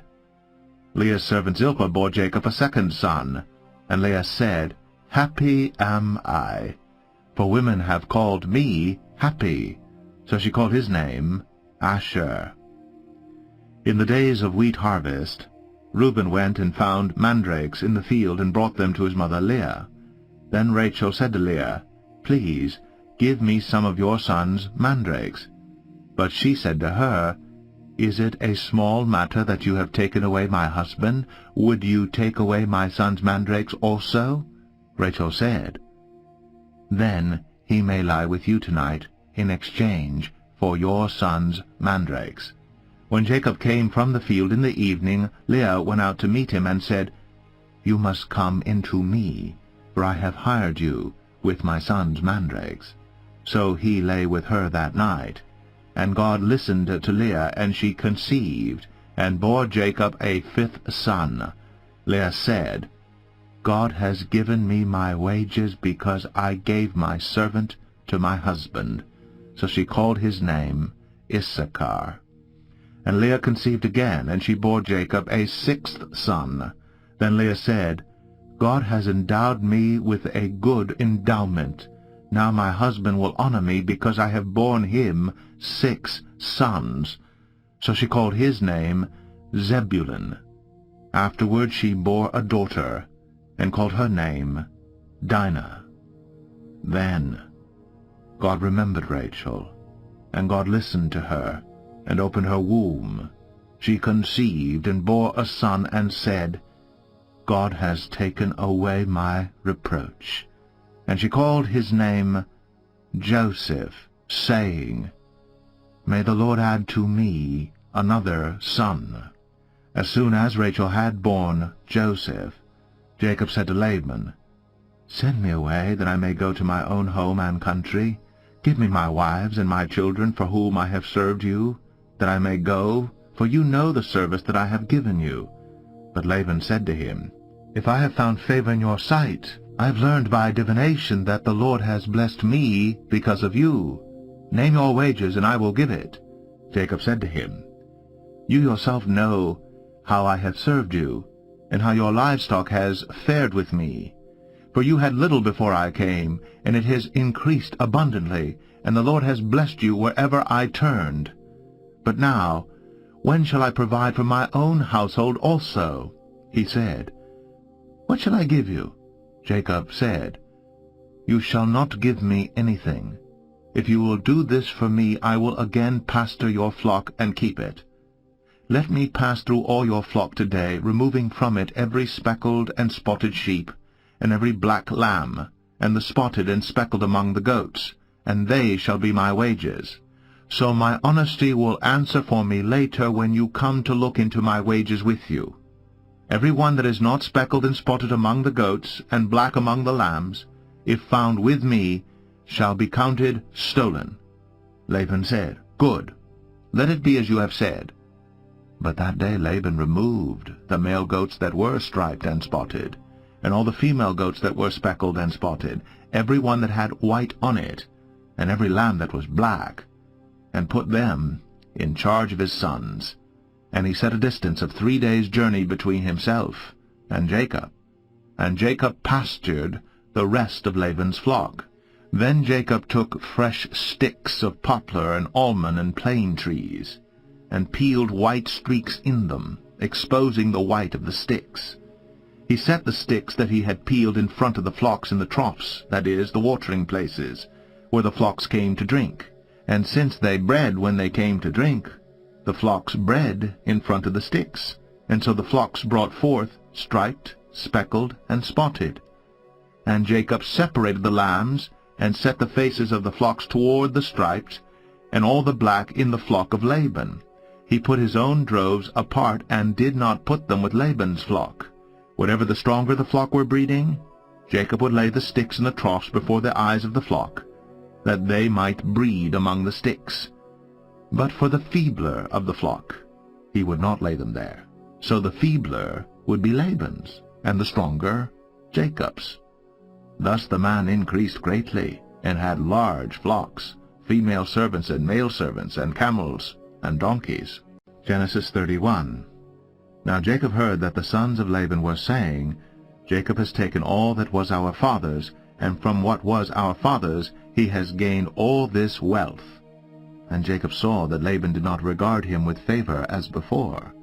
Then the Lord said to Jacob, Return to the land of your fathers, and to your kindred, and I will be with you. So Jacob sent and called Rachel and Leah into the field where his flock was, and said to them, I see that your father does not regard me with favor as he did before. But the God of my father has been with me. You know that I have served your father with all my strength, yet your father has cheated me, and changed my wages 10 times. But God did not permit him to harm me. If he said, The spotted shall be your wages, then all the flock bore spotted. And if he said, The striped shall be your wages, then all the flock bore striped. Thus God has taken away the livestock of your father, and given them to me.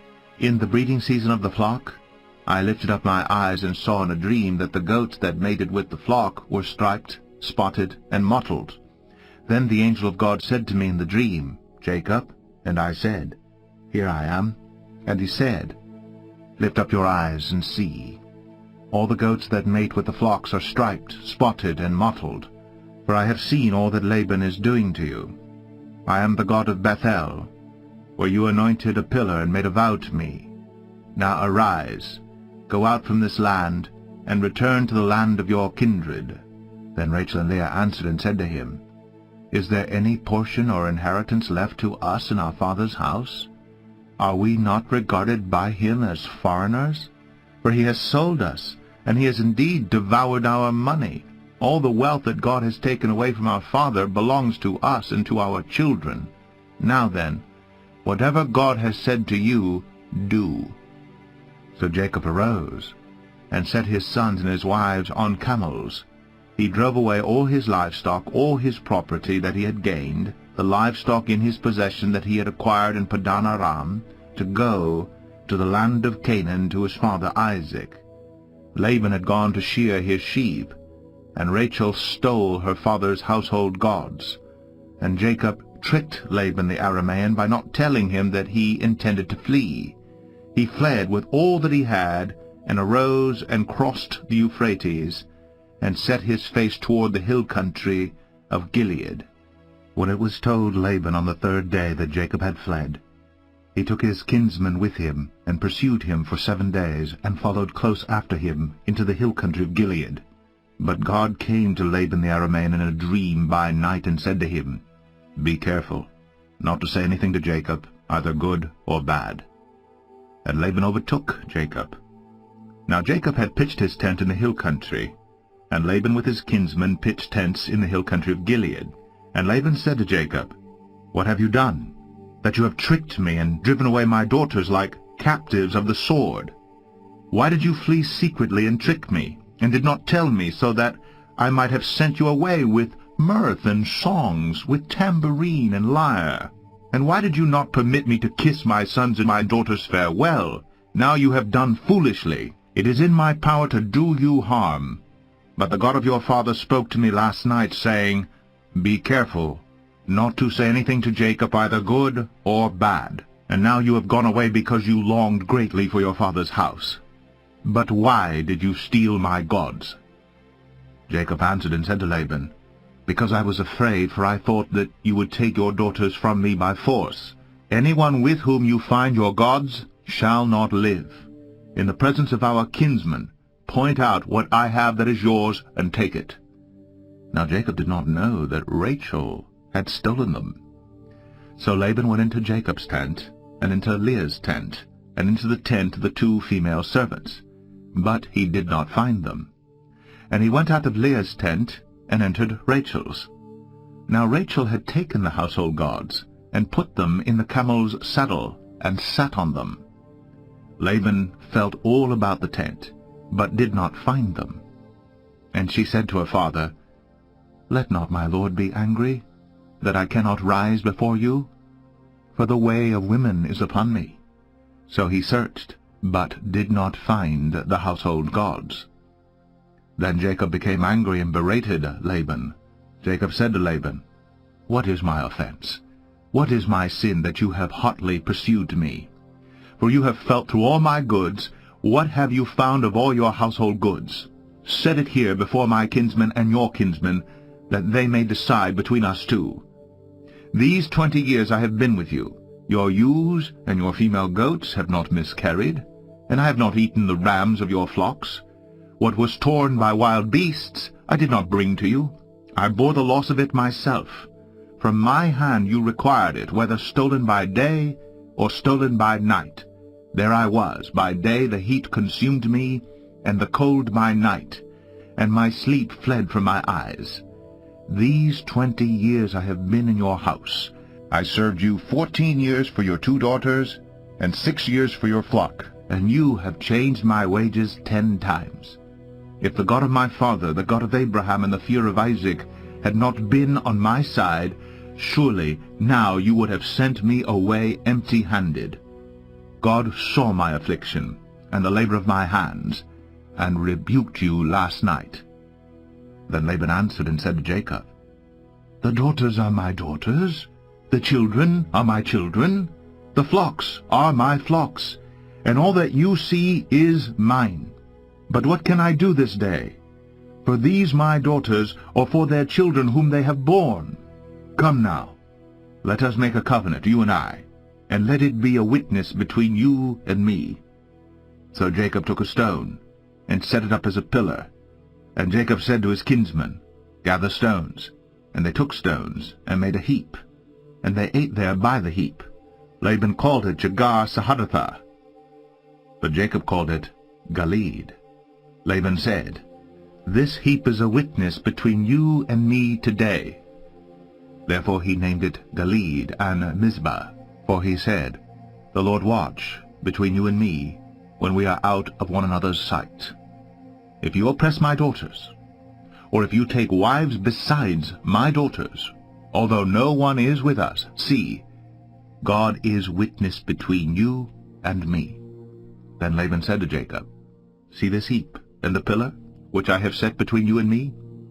This heap is a witness, and the pillar is a witness, that I will not pass over this heap to you, and you will not pass over this heap and this pillar to me to do harm.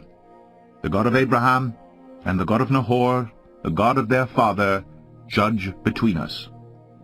So Jacob swore by the fear of his father Isaac, and Jacob offered a sacrifice in the hill country, and called his kinsmen to eat bread. They ate bread, and spent the night in the hill country. Early in the morning Laban arose, and kissed his grandchildren and his daughters, and blessed them. Then Laban departed, and returned home. Genesis 33. And Jacob lifted up his eyes, and looked, and behold, Esau was coming, and 400 men with him. So he divided the children among Leah and Rachel and the 2 female servants. And he put the servants with their children in front, then Leah with her children, and Rachel and Joseph last of all.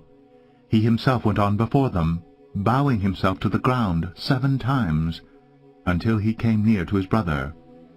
But Esau ran to meet him, and embraced him, and fell on his neck, and kissed him. And they wept. And when Esau lifted up his eyes, and saw the women and children, he said, "Who are these with you?" Jacob said, "The children whom God has graciously given your servant."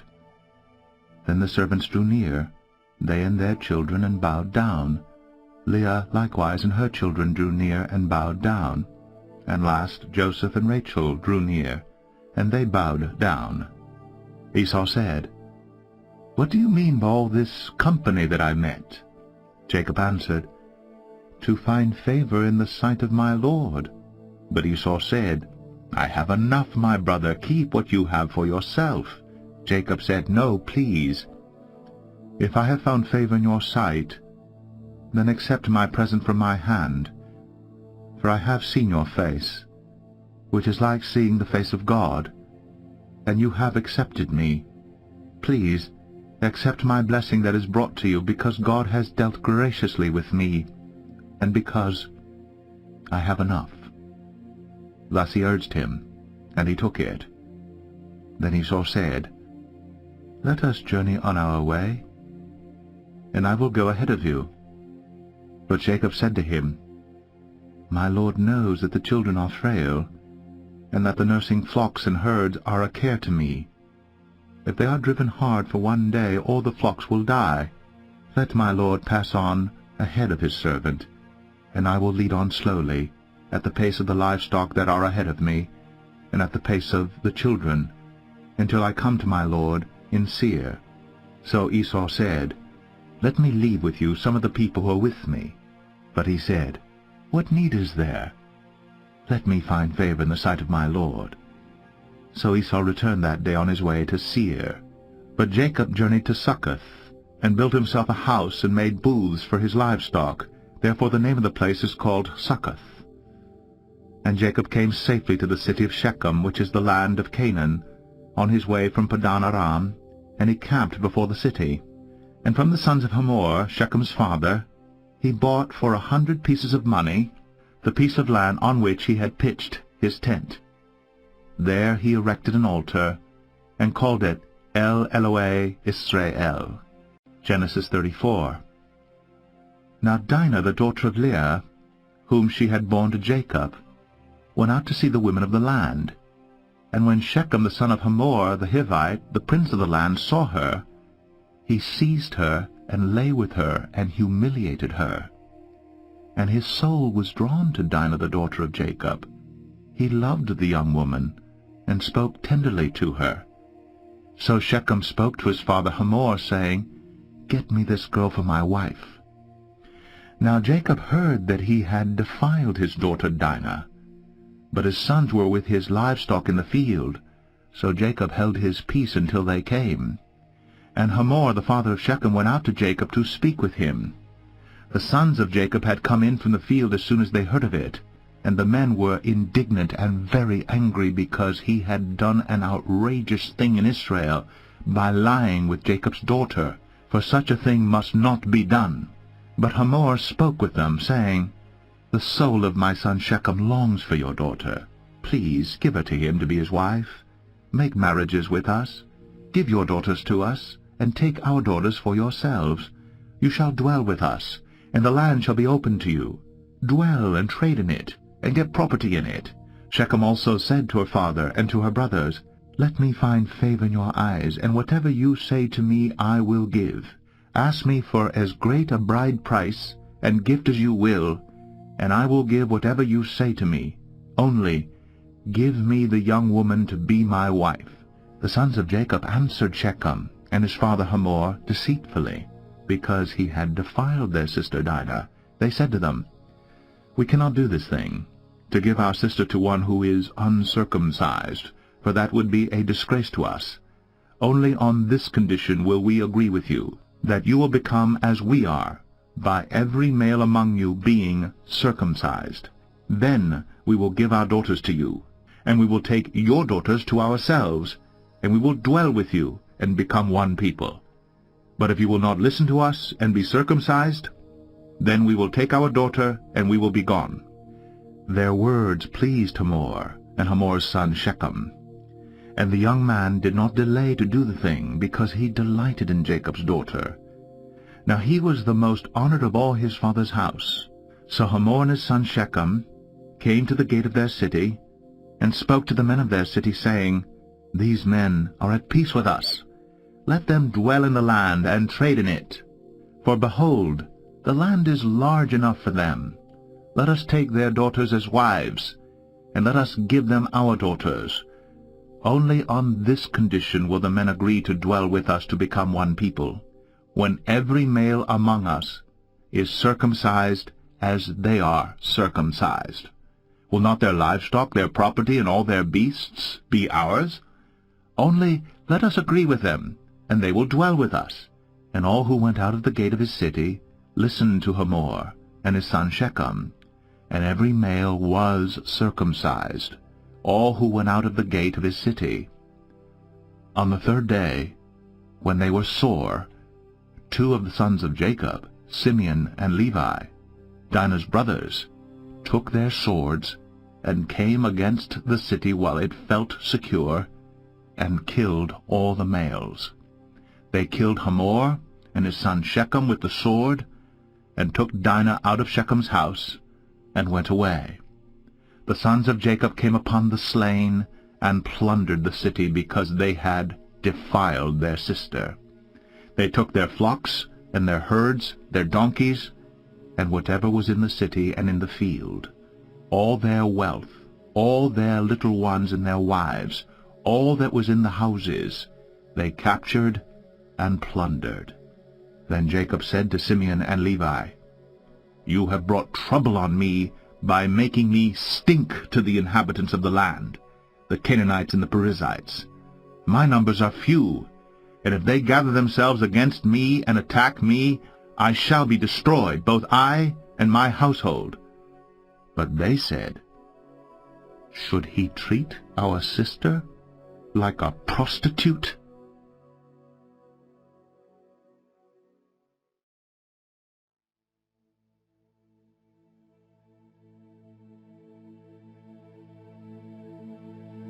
Genesis 35. God said to Jacob, Arise, go up to Bethel, and dwell there. Make an altar there to the God who appeared to you when you fled from your brother Esau.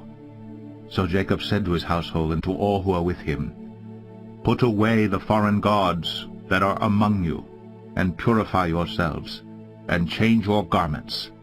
Then let us arise and go up to Bethel, so that I may make there an altar to the God who answers me in the day of my distress, and has been with me wherever I have gone.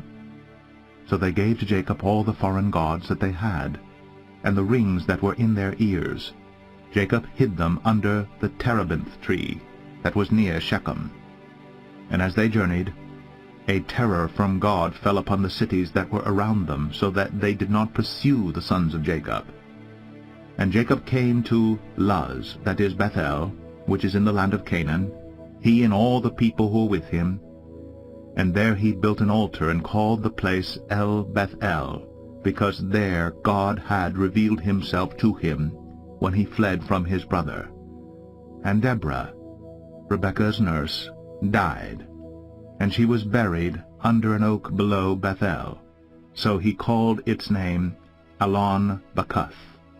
God appeared to Jacob again, when he came from Padan Aram, and blessed him. And God said to him, Your name is Jacob. No longer shall your name be called Jacob, but Israel shall be your name. So he called his name Israel. And God said to him, I am God Almighty. Be fruitful and multiply. A nation and a company of nations shall come from you, and kings shall come from your own body. The land that I gave to Abraham and Isaac I will give to you, and I will give the land to your offspring after you. Then God went up from him in the place where he had spoken with him. And Jacob set up a pillar in the place where he had spoken with him, a pillar of stone. He poured out a drink offering on it, and poured oil on it. So Jacob called the name of the place where God had spoken with him, Bethel. Then they journeyed from Bethel. When they were still some distance from Ephrath, Rachel went into labor, and she had hard labor. And when her labor was at its hardest, the midwife said to her, Do not fear, for you have another son. And as her soul was departing, for she was dying, she called his name Ben-Oni, but his father called him Benjamin. So Rachel died, and she was buried on the way to Ephrath, that is, Bethlehem. And Jacob set up a pillar over her tomb. It is the pillar of Rachel's tomb, which is there to this day. Israel journeyed on, and pitched his tent beyond the tower of Eder. While Israel lived in that land, Reuben went and lay with Bilhah his father's concubine, and Israel heard of it. Now the sons of Jacob were 12. The sons of Leah, Reuben, Jacob's firstborn, Simeon, Levi, Judah, Issachar, and Zebulun. The sons of Rachel, Joseph and Benjamin. The sons of Bilhah, Rachel's servant, Dan and Naphtali. The sons of Zilpah, Leah's servant, Gad and Asher. These were the sons of Jacob who were born to him in Padan Aram. And Jacob came to his father Isaac in Mamre, or Kiriath Arba, that is Hebron, where Abraham and Isaac had sojourned. Now the days of Isaac were 180 years. And Isaac breathed his last, and he died, and was gathered to his people, old and full of days. And his sons Esau and Jacob buried him. Genesis 36. These are the generations of Esau, that is Edom. Esau took his wives from the Canaanites, Adah the daughter of Elon the Hittite, Oholibamah the daughter of Anna the daughter of Zebeon the Hivite, and Basemath, Ishmael's daughter, the sister of Nebaioth.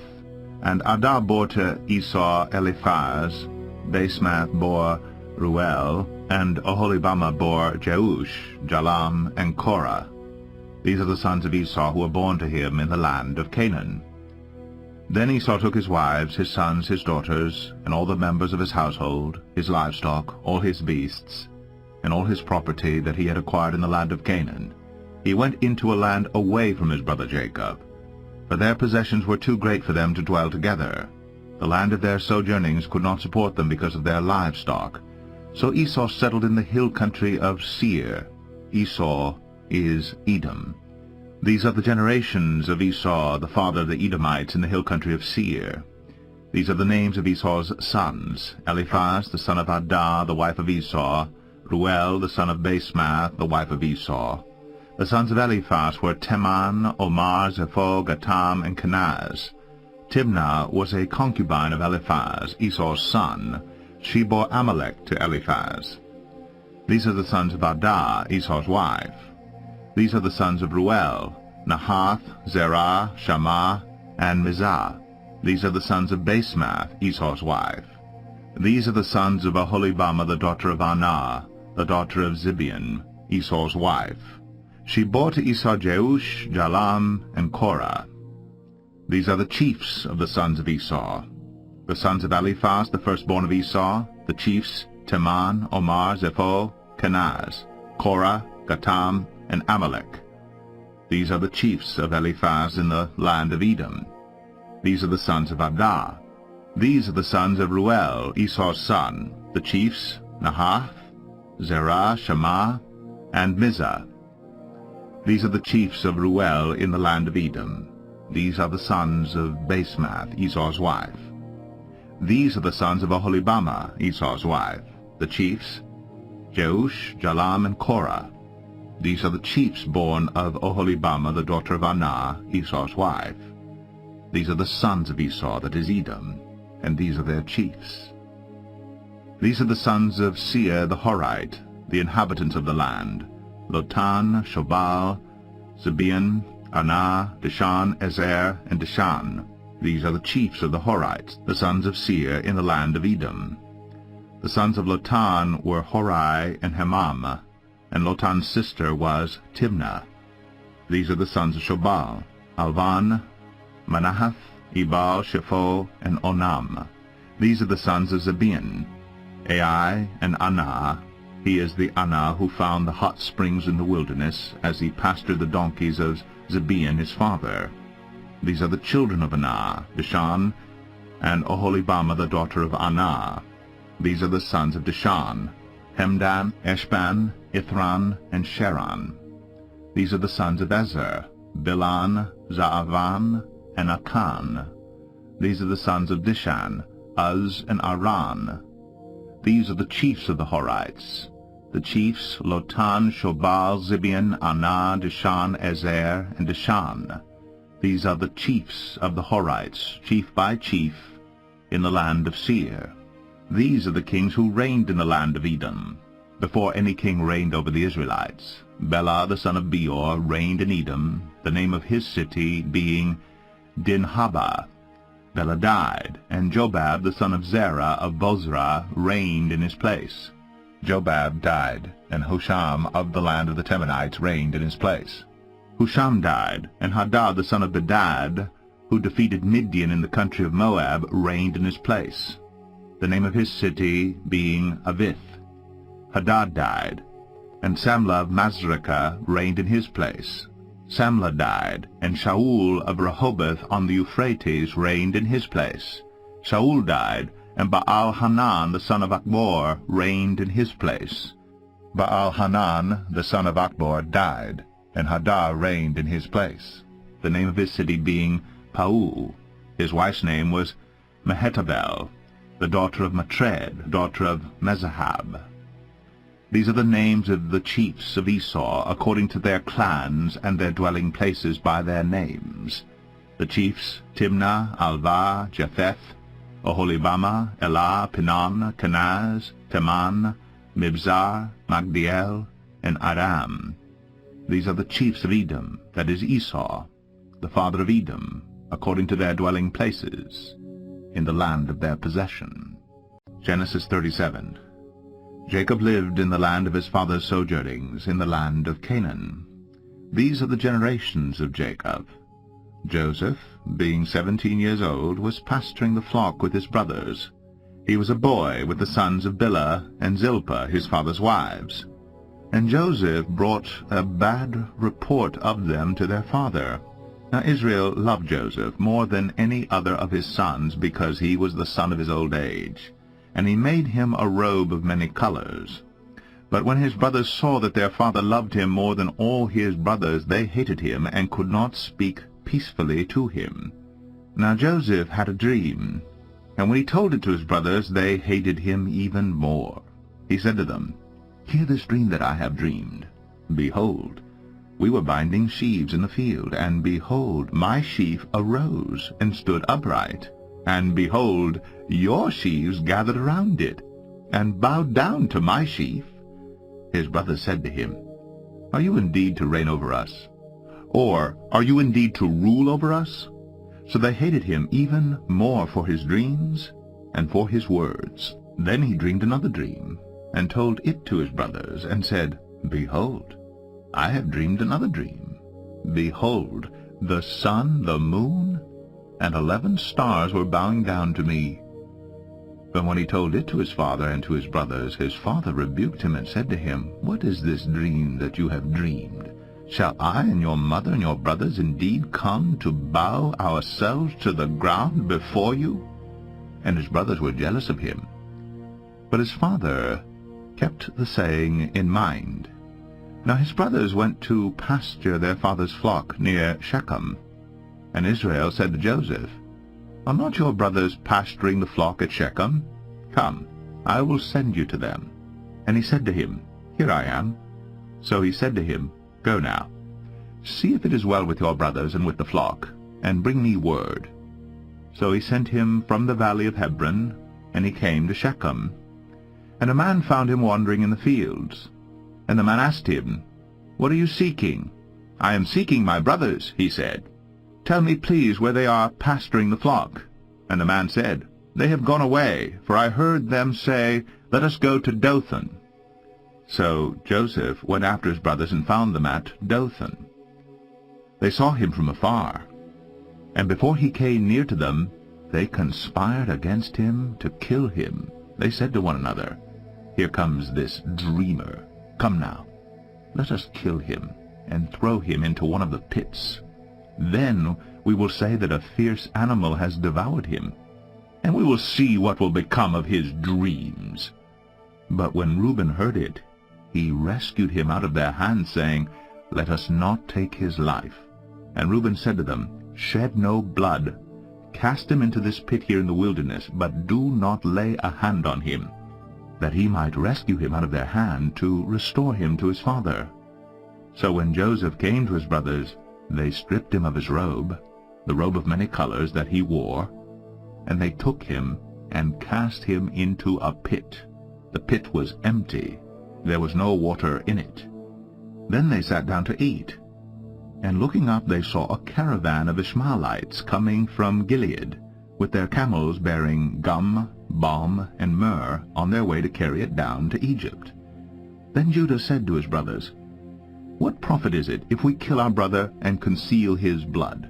Come, let us sell him to the Ishmaelites, and let not our hand be upon him, for he is our brother, our own flesh." And his brothers listened to him. Then Midianite traders passed by, and they drew Joseph up, and lifted him out of the pit, and sold him to the Ishmaelites for 20 shekels of silver. They took Joseph to Egypt. When Reuben returned to the pit, and saw that Joseph was not in the pit, he tore his clothes and returned to his brothers and said, "The boy is gone, and I, where shall I go?" Then they took Joseph's robe, and slaughtered a goat, and dipped the robe in the blood. And they sent the robe of many colors, and brought it to their father, and said, "This we have found. Please identify whether it is your son's robe or not." And he identified it, and said, "It is my son's robe. A fierce animal has devoured him. Joseph is without doubt torn to pieces." Then Jacob tore his garments, and put sackcloth on his loins, and mourned for his son many days. All his sons and all his daughters rose up to comfort him, but he refused to be comforted, and said, "No, I shall go down to Sheol to my son mourning." Thus his father wept for him. Meanwhile the Midianites had sold him in Egypt to Potiphar, an officer of Pharaoh, the captain of the guard. Genesis 38. It happened at that time that Judah went down from his brothers and turned aside to a certain Adullamite, whose name was Hira. There Judah saw the daughter of a certain Canaanite whose name was Shua. He took her and went in to her, and she conceived and bore a son. And he called his name She conceived again and bore a son, and she called his name Onan. Yet again she bore a son, and she called his name Shelah. Judah was in Chezib when she bore him. And Judah took a wife for his firstborn, and her name was Tamar. But Judah's firstborn, was wicked in the sight of the Lord, and the Lord put him to death. Then Judah said to Onan, "Go into your brother's wife, and perform the duty of a brother-in-law to her, and raise up offspring for your brother." But Onan knew that the offspring would not be his. So whenever he went into his brother's wife, he would waste the semen on the ground, so as not to give offspring to his brother. And what he did was wicked in the sight of the Lord, and he put him to death also. Then Judah said to Tamar his daughter-in-law, "Remain a widow in your father's house till Shelah my son grows up," for he feared that he would die like his brothers. So Tamar went and remained in her father's house. In course of time the wife of Judah, Shua's daughter, died. When Judah was comforted, he went up to Timnah to his sheep-shearers, he and his friend Hira the Adullamite. And when Tamar was told, "Your father-in-law is going up to Timnah to shear his sheep," she took off her widow's garments and covered herself with a veil, wrapping herself up, and sat at the entrance to Enaim, which is on the road to Timnah. For she saw that Shelah was grown up, and she had not been given to him in marriage. When Judah saw her, he thought she was a prostitute, for she had covered her face. He turned to her at the roadside and said, "Come, let me come in to you." For he did not know that she was his daughter-in-law. She said, "What will you give me that you may come in to me?" He answered, "I will send you a young goat from the flock." And she said, "If you give me a pledge until you send it." He said, "What pledge shall I give you?" She replied, "Your signet and your cord and your staff that is in your hand." So he gave them to her, and went in to her, and she conceived by him. Then she arose and went away, and taking off her veil, she put on the garments of her widowhood. When Judah sent the young goat by his friend the Adullamite to take back the pledge from the woman's hand, he did not find her. And he asked the men of the place, "Where is the cult prostitute who was at Enaim at the roadside?" And they said, "No cult prostitute has been here."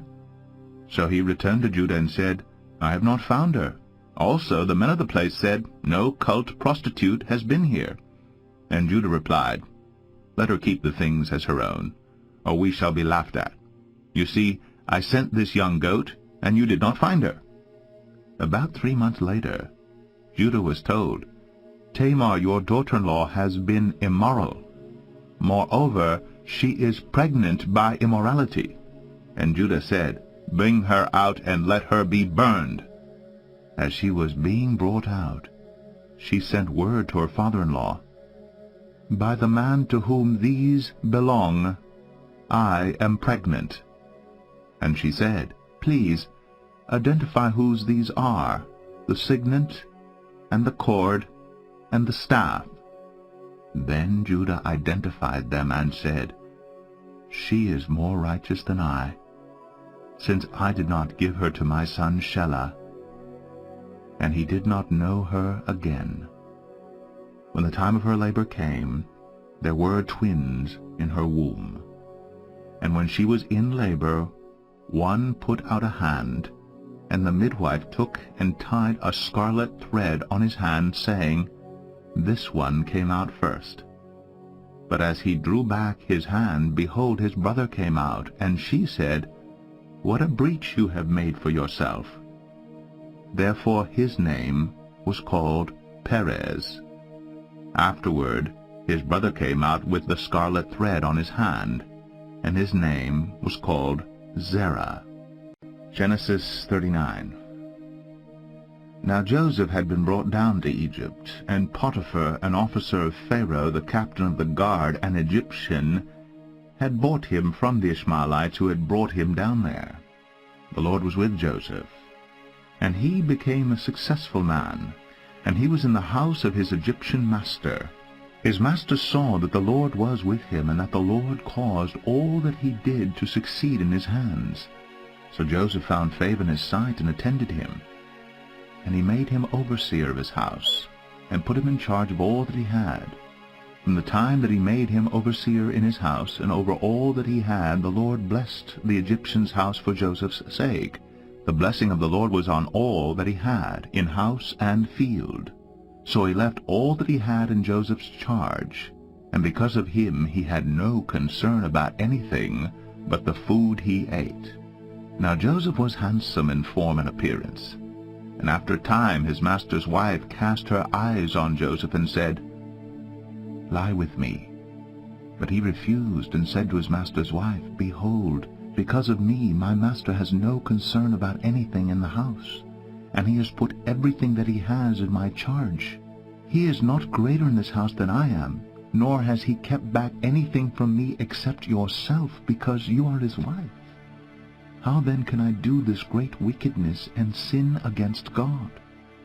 And as she spoke to Joseph day after day, he would not listen to her, to lie beside her or to be with her. But one day when he went into the house to do his work, and none of the men of the house was there in the house, she caught him by his garment, saying, "Lie with me." But he left his garment in her hand, and fled, and got out of the house. As soon as he saw that he had left his garment in her hand, and had fled out of the house, she called to the men of her household, and said to them, "See, he has brought among us a Hebrew to laugh at us. He came in to me to lie with me, and I cried out with a loud voice. And as soon as he heard that I lifted up my voice and cried out, he left his garment beside me and fled and got out of the house."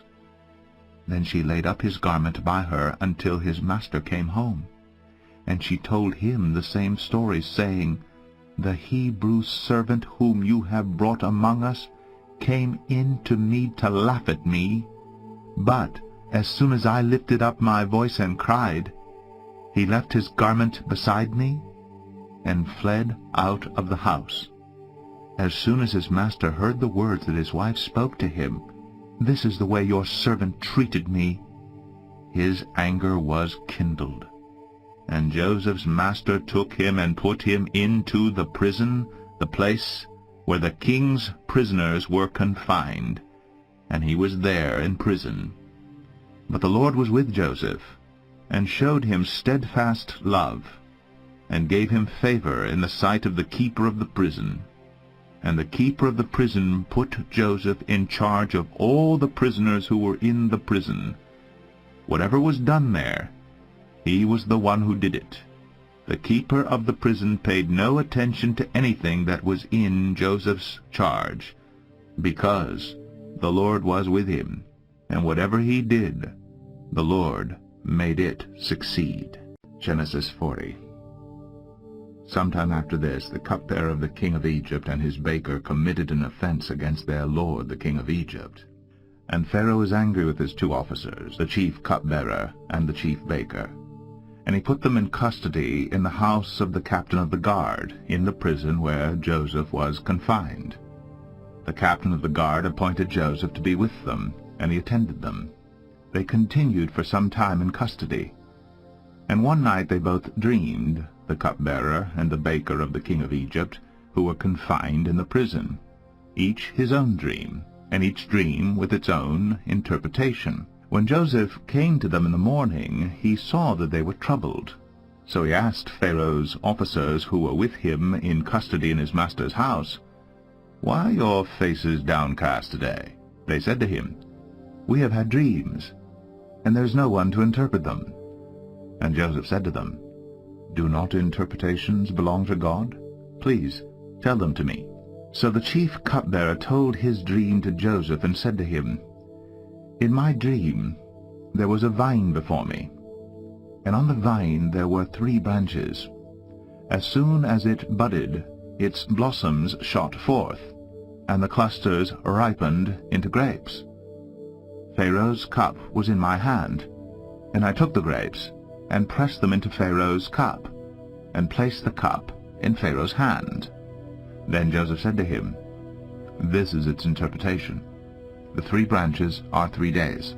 In 3 days Pharaoh will lift up your head and restore you to your office, and you shall place Pharaoh's cup in his hand as formerly, when you were his cupbearer. Only remember me when it is well with you, and please do me the kindness to mention me to Pharaoh, and so get me out of this house. For I was indeed stolen out of the land of the Hebrews, and here also I have done nothing that they should put me into the pit." When the chief baker saw that the interpretation was favorable, he said to Joseph, "I also had a dream. There were 3 cake baskets on my head, and in the uppermost basket there were all sorts of baked food for Pharaoh. But the birds were eating it out of the basket on my head." And Joseph answered and said, "This is its interpretation. The 3 baskets are 3 days. In 3 days Pharaoh will lift up your head from you and hang you on a tree. and the birds will eat the flesh from you." On the third day, which was Pharaoh's birthday, he made a feast for all his servants, and lifted up the head of the chief cupbearer, and the head of the chief baker among his servants. He restored the chief cupbearer to his position, and he placed the cup in Pharaoh's hand. But he hanged the chief baker, as Joseph had interpreted to them. Yet the chief cupbearer did not remember Joseph, but forgot him. Genesis 41.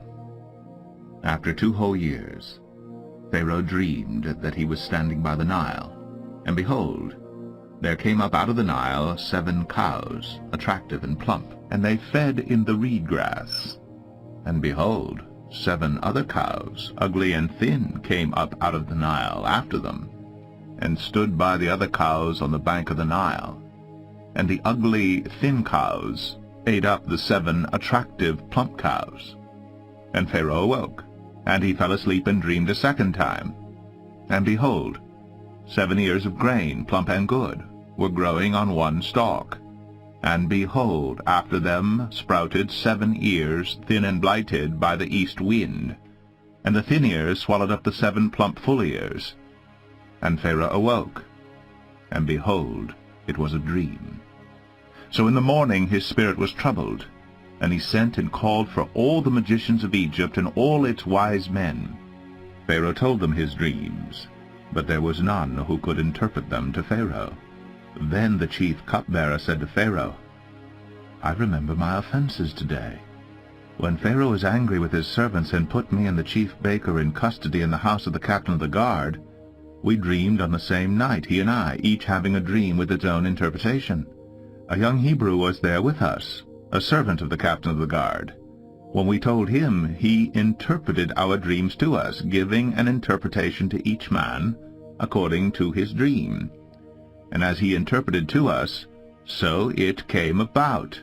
I was restored to my office, and the baker was hanged." Then Pharaoh sent and called Joseph, and they quickly brought him out of the pit.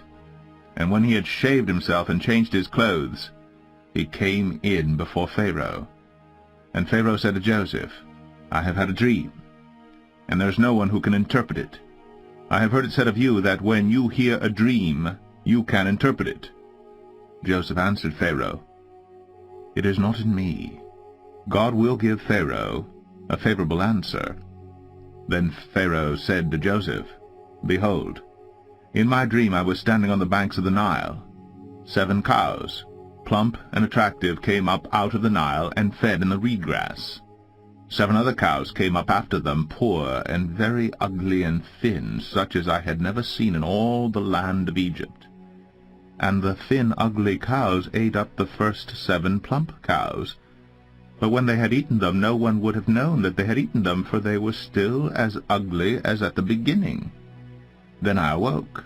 I also saw in my dream 7 ears growing on one stalk, full and good.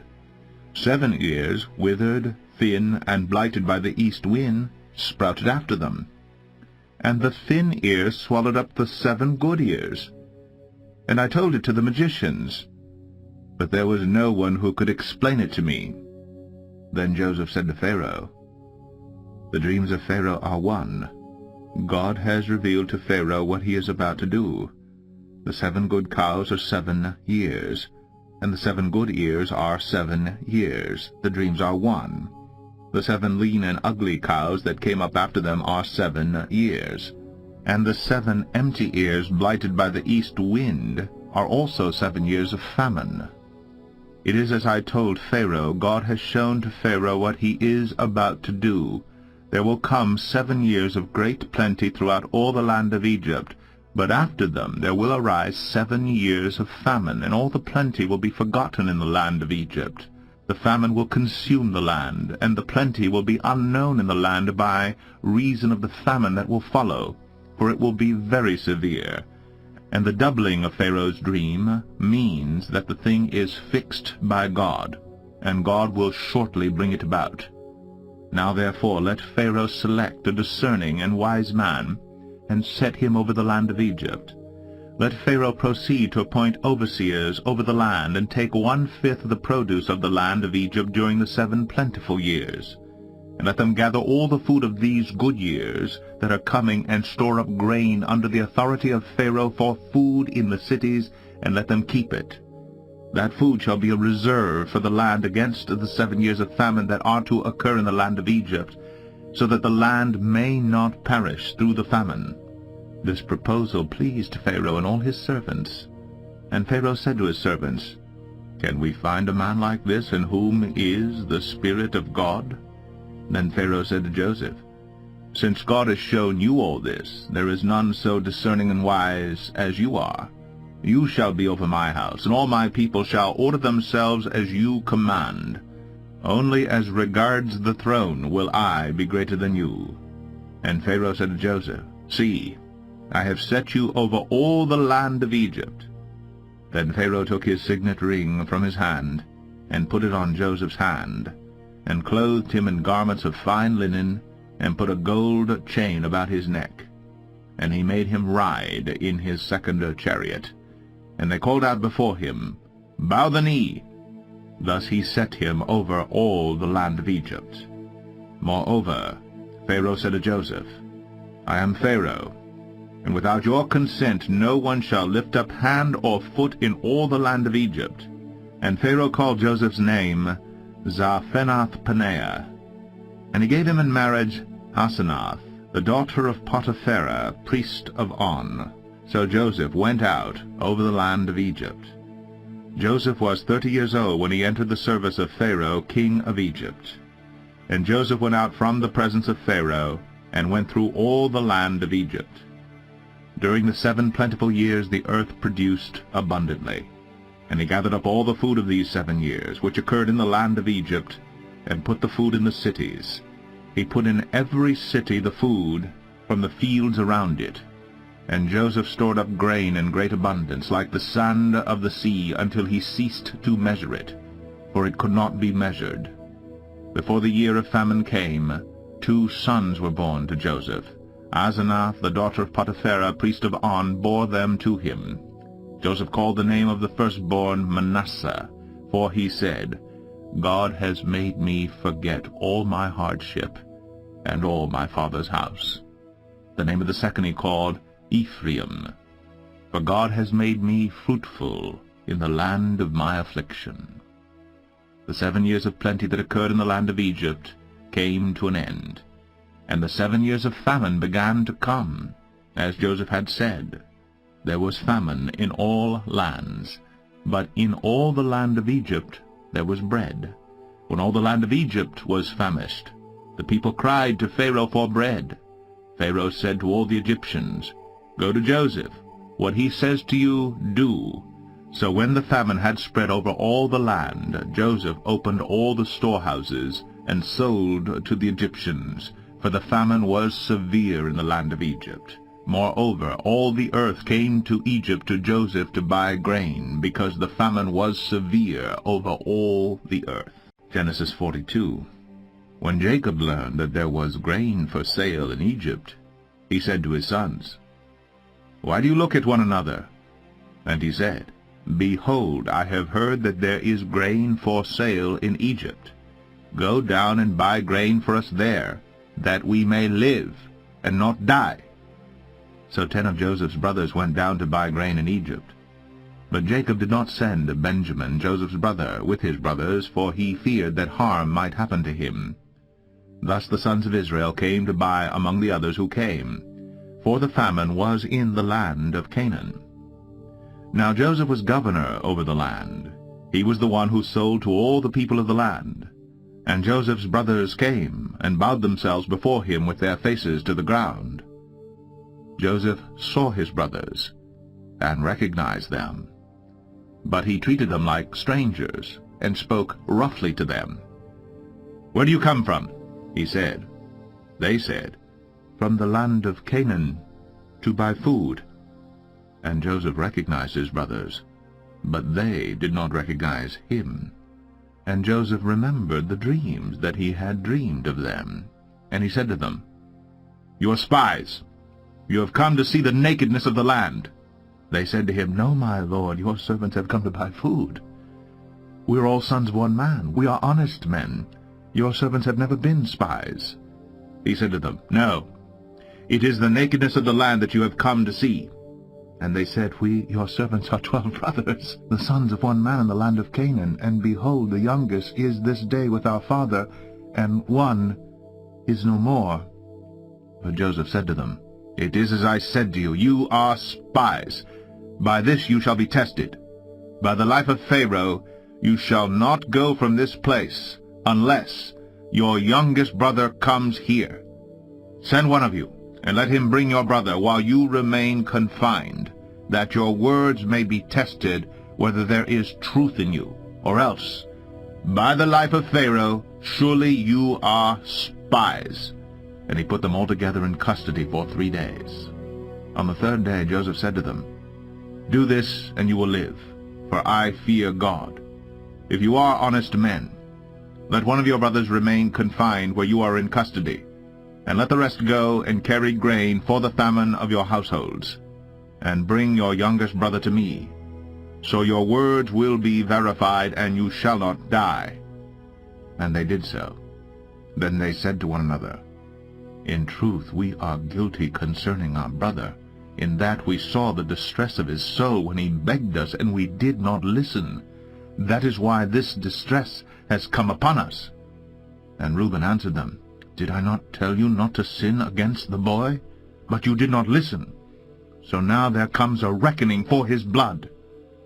They did not know that Joseph understood them, for there was an interpreter between them. Then he turned away from them, and wept. And he returned to them, and spoke to them. And he took Simeon from them, and bound him before their eyes. And Joseph gave orders to fill their bags with grain, and to replace every man's money in his sack, and to give them provisions for the journey. This was done for them. Then they loaded their donkeys with their grain, and departed. And as one of them opened his sack to give his donkey fodder at the lodging place, he saw his money in the mouth of his sack. He said to his brothers, "My money has been put back. Here it is, in the mouth of my sack." At this their hearts failed them, and they turned trembling to one another, saying, "What is this that God has done to us?" When they came to Jacob their father in the land of Canaan, they told him all that had happened to them, saying, "The man, the lord of the land, spoke roughly to us, and took us to be spies of the land. But we said to him, 'We are honest men. We have never been spies. We are 12 brothers, sons of our father. One is no more, and the youngest is this day with our father in the land of Canaan.' Then the man, the lord of the land, said to us, 'By this I shall know that you are honest men. Leave one of your brothers with me, and take grain for the famine of your households, and go your way.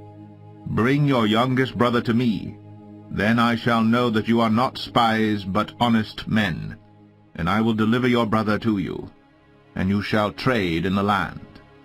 As they emptied their sacks, behold, every man's bundle of money was in his sack. And when they and their father saw their bundles of money, they were afraid. And Jacob their father said to them, 'You have bereaved me of my children.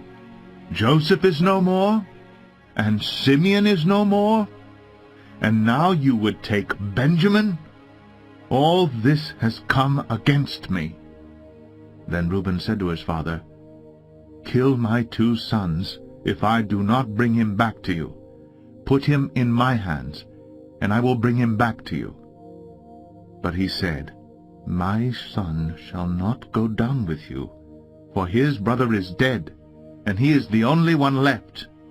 If harm should happen to him on the journey that you are to make, you would bring down my gray hairs with sorrow to Sheol.'" Genesis 43. Now the famine was severe in the land. And when they had eaten the grain that they had brought from Egypt, their father said to them, "Go again, buy us a little food." But Judah said to him, "The man solemnly warned us, saying, 'You shall not see my face, unless your brother is with you. If you will send our brother with us, we will go down and buy you food. But If you will not send him, we will not go down. For the man said to us, You shall not see my face unless your brother is with you.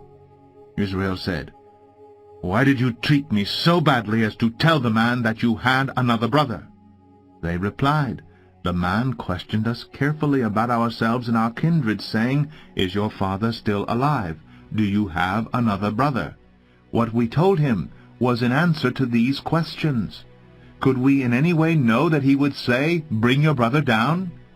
And Judah said to Israel his father, Send the boy with me, and we will arise and go, that we may live and not die, both we and you, and also our little ones. I will be a pledge of his safety. From my hand you shall require him. If I do not bring him back to you and set him before you, then let me bear the blame forever. If we had not delayed, we would now have returned twice. Then their father Israel said to them, If it must be so, then do this. Take some of the choice fruits of the land in your bags, and carry a present down to the man, a little balm, and a little honey, gum, myrrh, pistachio nuts, and almonds. Take double the money with you. Carry back with you the money that was returned in the mouth of your sacks. Perhaps it was an oversight. Take also your brother, and arise. Go again to the man. May God Almighty grant you mercy before the man, and may he send back your other brother and Benjamin. And as for me, if I am bereaved of my children, I am bereaved. So the men took this present, and they took double the money with them, and Benjamin. They arose, and went down to Egypt, and stood before Joseph. When Joseph saw Benjamin with them, he said to the steward of his house, Bring the men into the house, and slaughter an animal, and make ready, for the men are to dine with me at noon. The man did as Joseph told him, and brought the men to Joseph's house. And the men were afraid, because they were brought to Joseph's house. And they said, It is because of the money which was replaced in our sacks the first time that we are brought in, so that he may assault us and fall upon us to make us servants and seize our donkeys. So they went up to the steward of Joseph's house, and spoke with him at the door of the house, and said, O my lord, we came down the first time to buy food, and when we came to the lodging place we opened our sacks, and there was each man's money in the mouth of his sack, our money in full weight. So we have brought it again with us, and we have brought other money down with us to buy food. We do not know who put our money in our sacks. He replied, Peace to you. Do not be afraid. Your God, and the God of your father, has put treasure in your sacks for you. I received your money. Then he brought Simeon out to them. And when the man had brought the men into Joseph's house and given them water, and they had washed their feet, and when he had given their donkeys fodder, they prepared the present for Joseph's coming at noon, for they heard that they should eat bread there.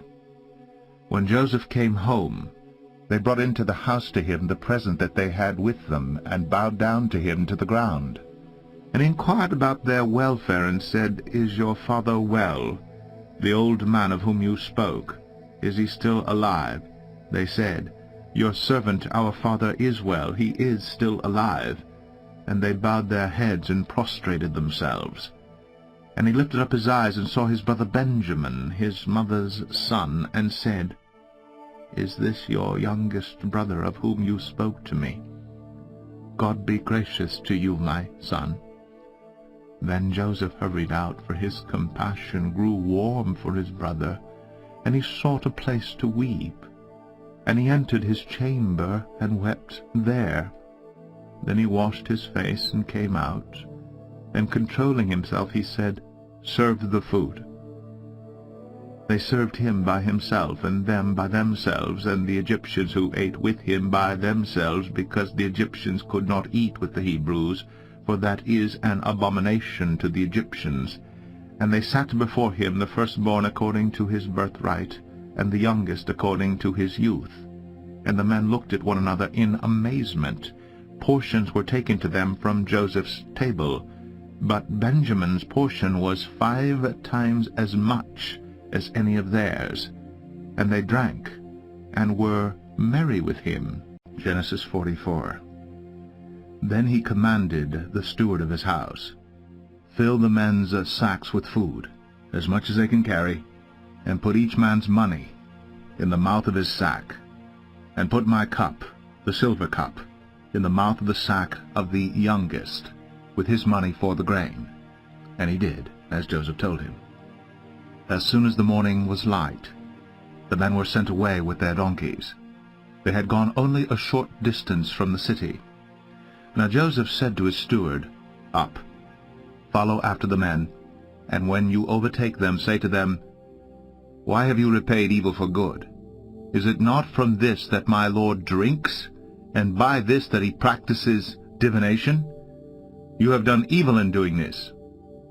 When he overtook them, he spoke to them these words. They said to him, "Why does my Lord speak such words as these? Far be it from your servants to do such a thing.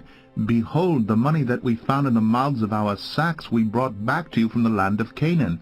How then could we steal silver or gold from your Lord's house? Whichever of your servants is found with it shall die, and we also will be my Lord's servants." He said, "Let it be as you say. He who is found with it shall be my servant, and the rest of you shall be innocent." Then each man quickly lowered his sack to the ground, and each man opened his sack. And he searched, beginning with the eldest, and ending with the youngest. And the cup was found in Benjamin's sack. Then they tore their clothes, and every man loaded his donkey, and they returned to the city. When Judah and his brothers came to Joseph's house, he was still there. They fell before him to the ground. Joseph said to them, "What deed is this that you have done? Do you not know that a man like me can indeed practice divination?" And Judah said, "What shall we say to my Lord? What shall we speak? Or how can we clear ourselves? God has found out the guilt of your servants. Behold, we are my Lord's servants, both we and he also, in whose hand the cup has been found." But he said, "Far be it from me that I should do so. Only the man in whose hand the cup was found shall be my servant. But as for you, go up in peace to your father." Then Judah went up to him and said, "O my lord, please, let your servant speak a word in my lord's ears, and let not your anger burn against your servant. For you are like Pharaoh himself." My lord asked his servant, saying, "Have you a father or a brother?" And we said to my lord, "We have a father, an old man, and a young brother, the child of his old age. His brother is dead, and he alone is left of his mother's children, and his father loves him." Then you said to your servants, "Bring him down to me, that I may set my eyes on him." We said to my lord, "The boy cannot leave his father, for if he should leave his father would die." Then you said to your servants, "Unless your youngest brother comes down with you, you shall not see my face again." When we went back to your servant my father, we told him the words of my lord. And when our father said, "Go again, buy us a little food," we said, "We cannot go down. If our youngest brother goes with us, then we will go down. For we cannot see the man's face unless our youngest brother is with us." Then your servant my father said to us, "You know that my wife bore me 2 sons. One left me, and I said, 'Surely he has been torn to pieces,' and I have never seen him since. If you take this one also from me, and harm happens to him, you will bring down my gray hairs in evil to Sheol. Now therefore, as soon as I come to your servant my father, and the boy is not with us, then, as his life is bound up in the boy's life, as soon as he sees that the boy is not with us, he will die. And your servants will bring down the gray hairs of your servant our father with sorrow to Sheol. For your servant became a pledge of safety for the boy to my father, saying, 'If I do not bring him back to you, then I shall bear the blame before my father all my life. Now therefore, please, let your servant remain instead of the boy, as a servant to my lord, and let the boy go back with his brothers. For how can I go back to my father if the boy is not with me? I feared to see the evil that would find my father. Genesis 45. Then Joseph could not control himself before all those who stood by him. He cried, "Make everyone go out from me." So no one stayed with him when Joseph made himself known to his brothers.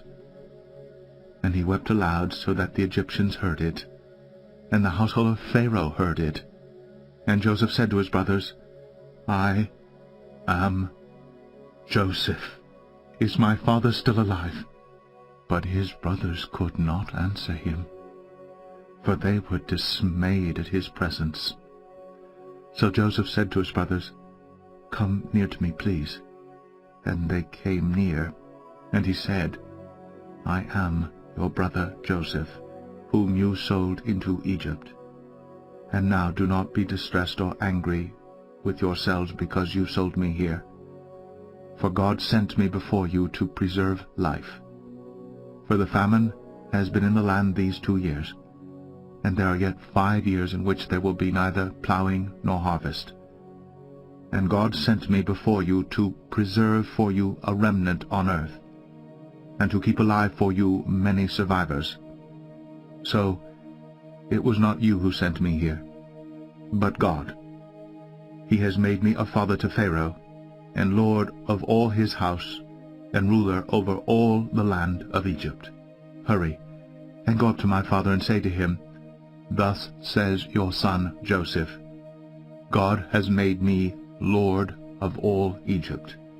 Come down to me. Do not tarry.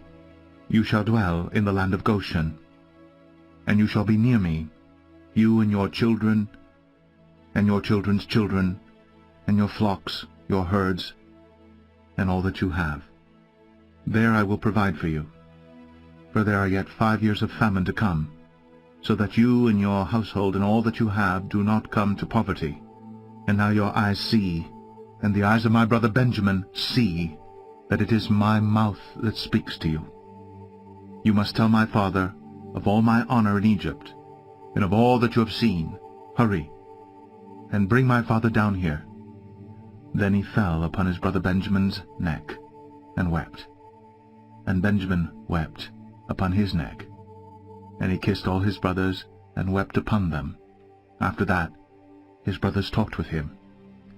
When the report was heard in Pharaoh's house, "Joseph's brothers have come," it pleased Pharaoh and his servants.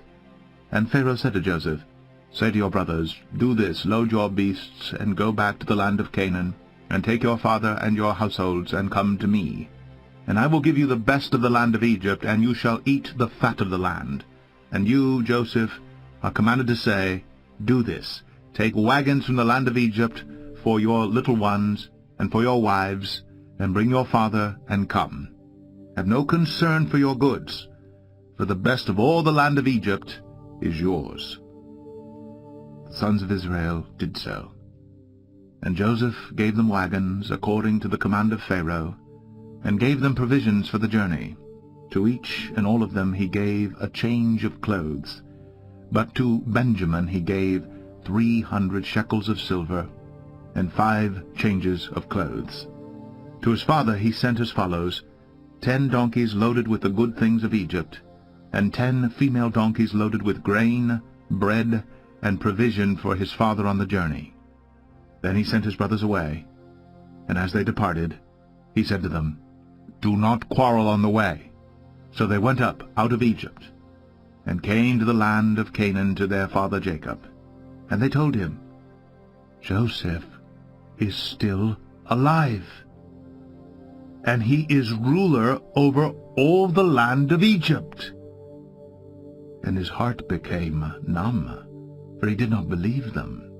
But when they told him all the words of Joseph, which he had said to them, and when he saw the wagons that Joseph had sent to carry him, the spirit of their father Jacob revived. And Israel said, "It is enough. Joseph, my son, is still alive. I will go and see him before I die." Genesis 46. So Israel took his journey with all that he had, and came to Beersheba, and offered sacrifices to the God of his father Isaac. And God spoke to Israel in visions of the night, and said, Jacob, Jacob. And he said, Here am I. Then he said, I am God, the God of your father. Do not be afraid to go down to Egypt, for there I will make you into a great nation. I myself will go down with you to Egypt, and I will also bring you up again. And Joseph's hand shall close your eyes. Then Jacob set out from Beersheba. The sons of Israel carried Jacob their father, their little ones, and their wives in the wagons that Pharaoh had sent to carry him. They also took their livestock and their goods, which they had gained in the land of Canaan, and came into Egypt. Jacob and all his offspring with him, his sons and his sons' sons with him, his daughters and his sons' daughters, all his offspring, he brought with him into Egypt. Now these are the names of the descendants of Israel, who came into Egypt: Jacob and his sons, Reuben, Jacob's firstborn, and the sons of Reuben, Hanok, Palu, Hezron, and Carmi. The sons of Simeon, Jemuel, Jamin, Ohad, Jachin, Zohar, and Shaul, the son of a Canaanite woman. The sons of Levi, Gershon, Kohath, and Merari. The sons of Judah, Onan, Shelah, Perez, and Zerah. But and Onan died in the land of Canaan. And the sons of Perez were Hezron and Hamul. The sons of Issachar, Tola, Puvah, Yob, and Shimron. The sons of Zebulun, Sered, Elon, and Jaliel. These are the sons of Leah, whom she bore to Jacob in Padan Aram, together with his daughter Dinah. Altogether his sons and his daughters numbered 33. The sons of Gad, Ziphion, Haggai, Shunai, Esbon, Eri, Aradai, and Arali. The sons of Asher, Imnah, Ishva, Ishvi, Beriah, with Sarah, their sister. And the sons of Beriah, Heber, and Malchiel. These are the sons of Zilpah, whom Laban gave to Leah his daughter, and these she bore to Jacob, 16 persons. The sons of Rachel, Jacob's wife, Joseph, and Benjamin. And to Joseph in the land of Egypt were born Manasseh and Ephraim, whom Asenath, the daughter of Potipharah, the priest of On, bore to him. And the sons of Benjamin, Bela, Becher, Ashbel, Gerah, Naaman, Ehi, Rosh, Mupim, Hupim, and Ard. These are the sons of Rachel, who were born to Jacob, 14 persons in all. The sons of Dan, Hushim. The sons of Naphtali, Jaziel, Gunai, Jezer, and Shalim. These are the sons of Bilhah, whom Laban gave to Rachel his daughter, and these she bore to Jacob, 7 persons in all. All the persons belonging to Jacob who came into Egypt, who were his own descendants, not including Jacob's sons' wives, were 66 persons in all. And the sons of Joseph, who were born to him in Egypt, were 2. All the persons of the house of Jacob who came into Egypt was 70. He had sent Judah ahead of him to Joseph to show the way before him in Goshen, and they came into the land of Goshen. Then Joseph prepared his chariots, and went up to meet Israel his father in Goshen. He presented himself to him, and fell on his neck, and wept on his neck a good while. Israel said to Joseph, Now let me die, since I have seen your face, and know that you are still alive. Joseph said to his brothers and to his father's household, I will go up and tell Pharaoh, and will say to him, My brothers and my father's household, who are in the land of Canaan, have come to me. And the men are shepherds, for they have been keepers of livestock, and they have brought their flocks and their herds and all that they have.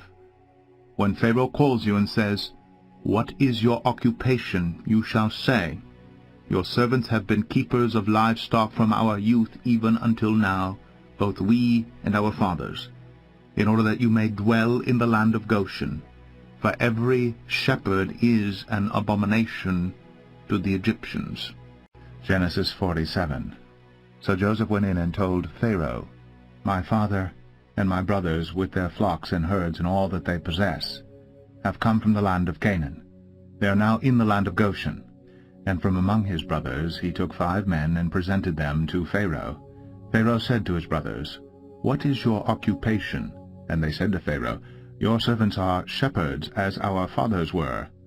They said to Pharaoh, "We have come to sojourn in the land, for there is no pasture for your servants' flocks, for the famine is severe in the land of Canaan. And now, please, let your servants dwell in the land of Goshen." Then Pharaoh said to Joseph, "Your father and your brothers have come to you. The land of Egypt is before you. Settle your father and your brothers in the best of the land. Let them settle in the land of Goshen, and if you know any able men among them, put them in charge of my livestock." Then Joseph brought in Jacob his father, and stood him before Pharaoh. And Jacob blessed Pharaoh. And Pharaoh said to Jacob, "How many are the days of the years of your life?"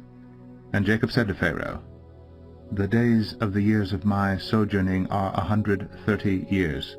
Few and evil have been the days of the years of my life, and they have not attained to the days of the years of the life of my fathers in the days of their sojourning." And Jacob blessed Pharaoh, and went out from the presence of Pharaoh. Then Joseph settled his father and his brothers, and gave them a possession in the land of Egypt, in the best of the land, in the land of Ramses, as Pharaoh had commanded. And Joseph provided his father, his brothers, and all his father's household with food, according to the number of their dependents. Now there was no food in all the land, for the famine was very severe, so that the land of Egypt and the land of Canaan languished by reason of the famine. And Joseph gathered up all the money that was found in the land of Egypt and in the land of Canaan, in exchange for the grain that they bought. And Joseph brought the money into Pharaoh's house. And when the money was all spent in the land of Egypt and in the land of Canaan, all the Egyptians came to Joseph and said, "Give us food. Why should we die before your eyes? For our money is gone." And Joseph answered, "Give your livestock, and I will give you food in exchange for your livestock, if your money is gone." So they brought their livestock to Joseph, and Joseph gave them food in exchange for the horses, the flocks, the herds, and the donkeys. He supplied them with food in exchange for all their livestock that year. And when that year was ended, they came to him the following year and said to him, "We will not hide from my lord that our money is all spent. The herds of livestock are my lord's. There is nothing left in the sight of my lord but our bodies and our land. Why should we die before your eyes, both we and our land? Buy us and our land for food, and we with our land will be servants to Pharaoh. And give us seed that we may live and not die, and that the land may not be desolate." So Joseph bought all the land of Egypt for Pharaoh. For all the Egyptians sold their fields because the famine was severe on them. The land became Pharaoh's. As for the people, he made servants of them from one end of Egypt to the other. Only the land of the priests he did not buy, for the priests had a fixed allowance from Pharaoh and lived on the allowance that Pharaoh gave them. Therefore they did not sell their land. Then Joseph said to the people, "Behold, I have this day bought you and your land for Pharaoh. Now here is seed for you, and you shall sow the land. And at the harvest you shall give 1/5 to Pharaoh, and 4/5 shall be your own, as seed for the field, and as food for yourselves and your households, and as food for your little ones." And they said, "You have saved our lives. May it please my lord, we will be servants to Pharaoh."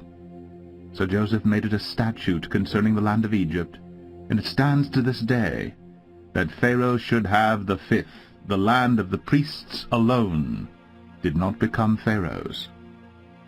Thus Israel settled in the land of Egypt, in the land of Goshen, and they gained possessions in it, and were fruitful, and multiplied greatly. And Jacob lived in the land of Egypt 17 years. So the days of Jacob, the years of his life, were 147 years. And when the time drew near that Israel must die, he called his son Joseph, and said to him, "If now I have found favor in your sight, put your hand under my thigh, and promise to deal kindly and truly with me. Do not bury me in Egypt, but let me lie with my fathers. Carry me out of Egypt, and bury me in their burying place." He answered, "I will do as you have said." And he said, "Swear to me." And he swore to him. Then Israel bowed himself upon the head of his bed. Genesis 48. After this, Joseph was told, "Behold, your father is ill." So he took with him his 2 sons, Manasseh and Ephraim. And it was told to Jacob, "Your son Joseph has come to you." Then Israel summoned his strength, and sat up in bed. And Jacob said to Joseph, "God Almighty appeared to me at Luz in the land of Canaan, and blessed me, and said to me, Behold, I will make you fruitful and multiply you, and I will make of you a company of peoples, and will give this land to your offspring after you for an everlasting possession. And now your 2 sons who were born to you in the land of Egypt before I came to you in Egypt are mine. Ephraim and Manasseh shall be mine, as Reuben and Simeon are. And the children that you fathered after them shall be yours. They shall be called by the name of their brothers in their inheritance. As for me, when I came from Bedan, to my sorrow Rachel died in the land of Canaan on the way, when there was still some distance to go to Ephrath. And I buried her there on the way to Ephrath, that is Bethlehem. When Israel saw Joseph's sons, he said, Who are these? Joseph said to his father, They are my sons, whom God has given me here. And he said, Bring them to me, please, that I may bless them. Now the eyes of Israel were dim with age, so that he could not see. So Joseph brought them near him, and he kissed them and embraced them. And Israel said to Joseph, I never expected to see your face, and behold, God has let me see your offspring also. Then Joseph removed them from his knees, and he bowed himself with his face to the earth. And Joseph took them both, Ephraim in his right hand toward Israel's left hand, and Manasseh in his left hand toward Israel's right hand, and brought them near him. And Israel stretched out his right hand and laid it on the head of Ephraim, who was the younger, and his left hand on the head of Manasseh, crossing his hands, for Manasseh was the firstborn. And he blessed Joseph and said, The God before whom my fathers Abraham and Isaac walked, the God who has been my shepherd all my life long to this day, the angel who has redeemed me from all evil, bless the boys, and in them let my name be carried on, and the name of my fathers Abraham and Isaac, and let them grow into a multitude in the midst of the earth. When Joseph saw that his father laid his right hand on the head of Ephraim, it displeased him, and he took his father's hand to move it from Ephraim's head to Manasseh's head. And Joseph said to his father, Not this way, my father, since this one is the firstborn. Put your right hand on his head. But his father refused and said, I know, my son, I know. He also shall become a people, and he also shall be great. Nevertheless, his younger brother shall be greater than he, and his offspring shall become a multitude of nations. So he blessed them that day, saying, By you Israel will pronounce blessings, saying, God make you as Ephraim and as Manasseh. Thus he put Ephraim before Manasseh. Then Israel said to Joseph, Behold, I am about to die, but God will be with you, and will bring you again to the land of your fathers. Moreover, I have given to you rather than to your brothers one mountain slope, that I took from the hand of the Amorites, with my sword and with my bow. Genesis 49. Then Jacob called his sons, and said, Gather yourselves together, that I may tell you what shall happen to you in days to come.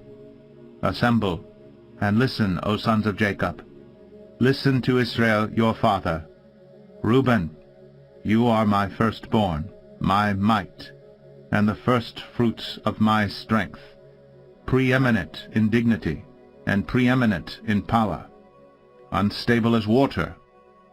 You shall not have preeminence, because you went up to your father's bed, then you defiled it.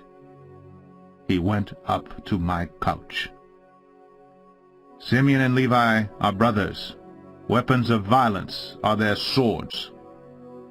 Let my soul come not into their counsel. O my glory, be not joined to their company. For in their anger they killed men, and in their willfulness they hamstrung oxen. Cursed be their anger, for it is fierce, and their wrath, for it is cruel.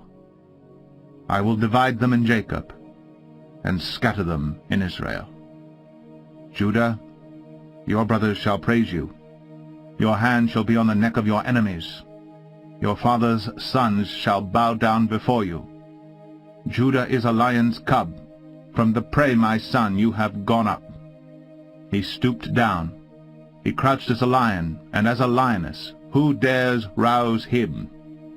The scepter shall not depart from Judah, nor the ruler's staff from between his feet, until tribute comes to him, and to him shall be the obedience of the peoples, binding his foal to the vine, and his donkey's colt to the choice vine.